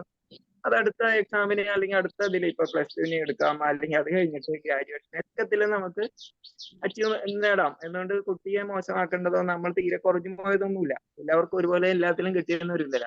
അപ്പൊ അങ്ങനെ നിരവധി കാര്യങ്ങൾ മാഡം മാതൃകയാകേണ്ട രീതിയിലായിട്ടാണ് മാഡത്തിന്റെ ലൈഫ് സ്റ്റോറി പറഞ്ഞപ്പോൾ ഇവിടെ മനസ്സിലാകുന്നത്. സെൽഫ് സ്റ്റാൻഡിൽ നിൽക്കാൻ കഴിഞ്ഞു, പഠിക്കാൻ കഴിഞ്ഞു, ജോലി എടുക്കാൻ കഴിഞ്ഞു. ജോലി എടുക്കുന്നിടത്തും മാഡം നല്ല രീതിയിൽ കൈകാര്യം ചെയ്തു, ഹാൻഡിൽ ചെയ്തു, അവിടെ തന്നെ സെറ്റിൽ ചെയ്തു. എന്ത് പറയണത്, അവനവന്റെ ജീവിതം വരെ നമ്മൾ തീരുമാനിക്കുന്ന രീതിയിൽ മുന്നോട്ട് കൊണ്ടുപോകാൻ കഴിഞ്ഞു. അത് തന്നെ ഏറ്റവും വലിയ സക്സസ് ആണ്. അതുപോലെ തന്നെ എവിടെ വേണേലും പോകാനുള്ള ഒരു സാഹചര്യം ഇല്ലേ, അത് സ്വന്തമായിട്ട് പോകണമെങ്കിൽ ഇപ്പോൾ സ്ത്രീകളൊക്കെ മാറ്റം വന്നിട്ടുണ്ട്. പലരും പുറത്ത് പോയി പഠിക്കുന്നതുകൊണ്ടും അയക്കുന്നത് കൊണ്ടും ഒക്കെ ആയിട്ടുണ്ട് സെൽഫ് സ്റ്റാൻഡിൽ നിൽക്കാനും ഒക്കെ.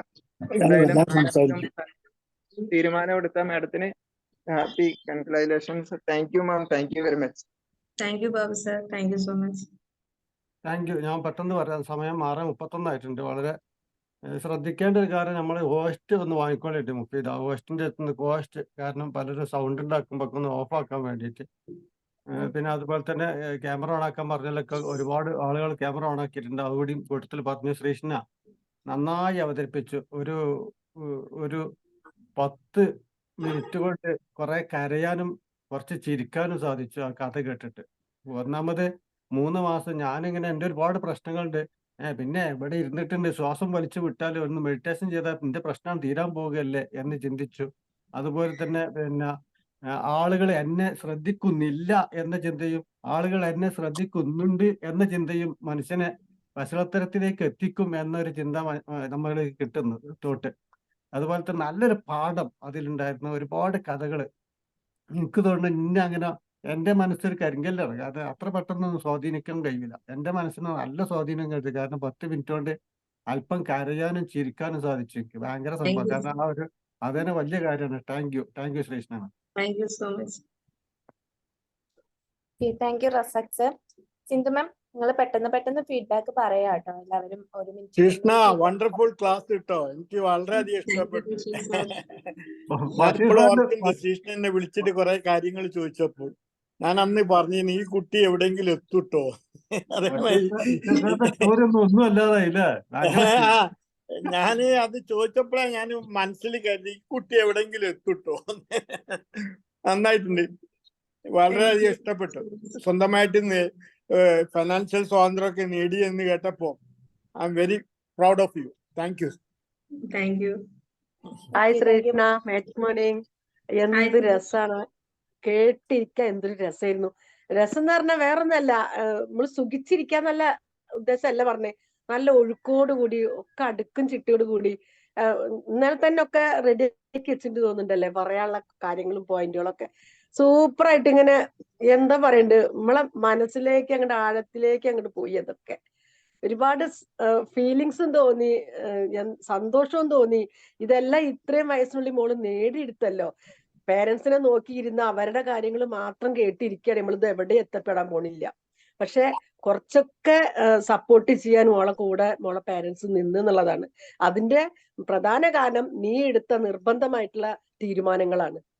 അത് സൂപ്പർ ആയിട്ടുണ്ട്. എന്താ ഇന്നത്തെ തലമുറയിൽ നോക്കുകയാണെങ്കിൽ പെൺകുട്ടികൾ ഇന്ന് ജോലി നേടണം എന്നുള്ള ഉറപ്പിൽ തന്നെയാണ്. കാരണം എല്ലാവരും 25-26 വയസ്സായിട്ട് ഇന്നും കല്യാണം കഴിക്കാതിരിക്കുന്നവരുണ്ട്. ചോദിക്കുമ്പോ എന്താ പറയുക, ഞങ്ങൾക്ക് ജോലി വേണം. ആ ഒരു തീരുമാനത്തേക്ക് എത്തിയിട്ടുണ്ട് ഇന്നത്തെ നമ്മളെ കാലഘട്ടം. എന്തായാലും നല്ല ക്ലാസ് ആയിരുന്നു മോളെ, നല്ല രസം ഉണ്ടായിരുന്നു പറയണ കേൾക്കാം. പിന്നെ നീ അനുഭവിച്ച കുറെ കാര്യങ്ങൾ കേട്ടപ്പോ ഒരുപാട് സങ്കടവും തോന്നി, അതിനോടൊപ്പം ഒരുപാട് സന്തോഷവും തോന്നി. ഇനിയും മോള് നല്ല ഉയരങ്ങളിലേക്ക് എത്തട്ടെ എന്ന് പ്രാർത്ഥിക്കുന്നു ഞാന്. ഓക്കെ മോളെ, താങ്ക് യു ഡാ, thank you. Thank you Sindhu ma'am. Ajith sir. Hello, good morning all. വളരെ നല്ലൊരു സെഷൻ ആയിരുന്നു. മാഡത്തിന്റെ എക്സ്പീരിയൻസ് എന്ന് പറഞ്ഞു കഴിഞ്ഞാൽ ഒരുപാട് ആളുകൾക്ക് പിന്നെ പാഠമാക്കാവുന്ന ഒരു ഇതായിട്ടാണ് തോന്നിയത്. പല കാര്യങ്ങളിലും മാഡം പറയുന്ന കാര്യങ്ങൾ പിന്നെ ഒരു മോർ എക്സ്പെക്ടേഷനോട് കൂടിയല്ല പല കാര്യങ്ങളെയും മാഡം അപ്രോച്ച് ചെയ്തിരുന്നത്. പക്ഷെ എടുക്കുന്ന തീരുമാനങ്ങൾ വളരെ ഷാർപ്പായിരുന്നു. അതൊക്കെ ലൈഫിൽ അതൊക്കെ തന്നെ ആയിരിക്കണം മാഡത്തിന്റെ ലൈഫിൽ ഒരു നല്ലൊരു സക്സസിൽ എത്താൻ സാധിച്ചത് എന്നുള്ളത് മനസ്സിലാവുന്നു. ഇപ്പോൾ എന്നെയൊക്കെ സംബന്ധിച്ച് ഇത്തരം മേഖലകളിലൊക്കെ ഞാൻ ഒരുപാട് ഫ്ലോപ്പ് ആയിട്ടുള്ള ഒരു വ്യക്തിയാണ്. കാരണം എന്താണെന്ന് വെച്ച് കഴിഞ്ഞാൽ ചെയ്യാൻ പോകുന്ന കോഴ്സ് അതിന്റെ പ്രോബ്ലംസ് മനസ്സിൽ കണ്ടുകൊണ്ട് അതിന് പിന്തിരിഞ്ഞു വന്നിട്ടുള്ള അവസരങ്ങൾ ഉണ്ടായിട്ടുണ്ട്. പല ഇന്റർവ്യൂസിനും പോയിട്ട് അവിടെ ചെന്ന് ഇന്റർവ്യൂ അറ്റൻഡ് ചെയ്യാതെ ചായയും കുടിച്ച് തിരിച്ചു പോരുന്ന അവസ്ഥകൾ ഉണ്ടായിട്ടുണ്ട്. കാരണം അതിന്റെ പ്രോബ്ലംസ്, അതിനോടുള്ള ഫിയർ, ഇതൊക്കെ കാരണം നമ്മളെയൊന്നും പിന്നെ അങ്ങനെ ഒരു ഗൈഡ് ചെയ്യാനുള്ള ആളുകളോ ഒന്നും ആ സമയത്ത് ഉണ്ടായിരുന്നില്ല, ആരെയും കണ്ടെത്തിയില്ല എന്നുള്ളതും വേണമെന്നുണ്ടെങ്കിൽ പറയാം. അപ്പോൾ അങ്ങനെ നോക്കുമ്പോൾ മാഡത്തിന്റെ ലൈഫ് ഒരു ത്രൂ ഔട്ട് ഒരു വളരെ ഷാർപ്പ് ആൻഡ് സക്സസ് ആയിട്ടുണ്ട് എന്നുള്ളതാണ് ഞാൻ മനസ്സിലാക്കുന്നത്.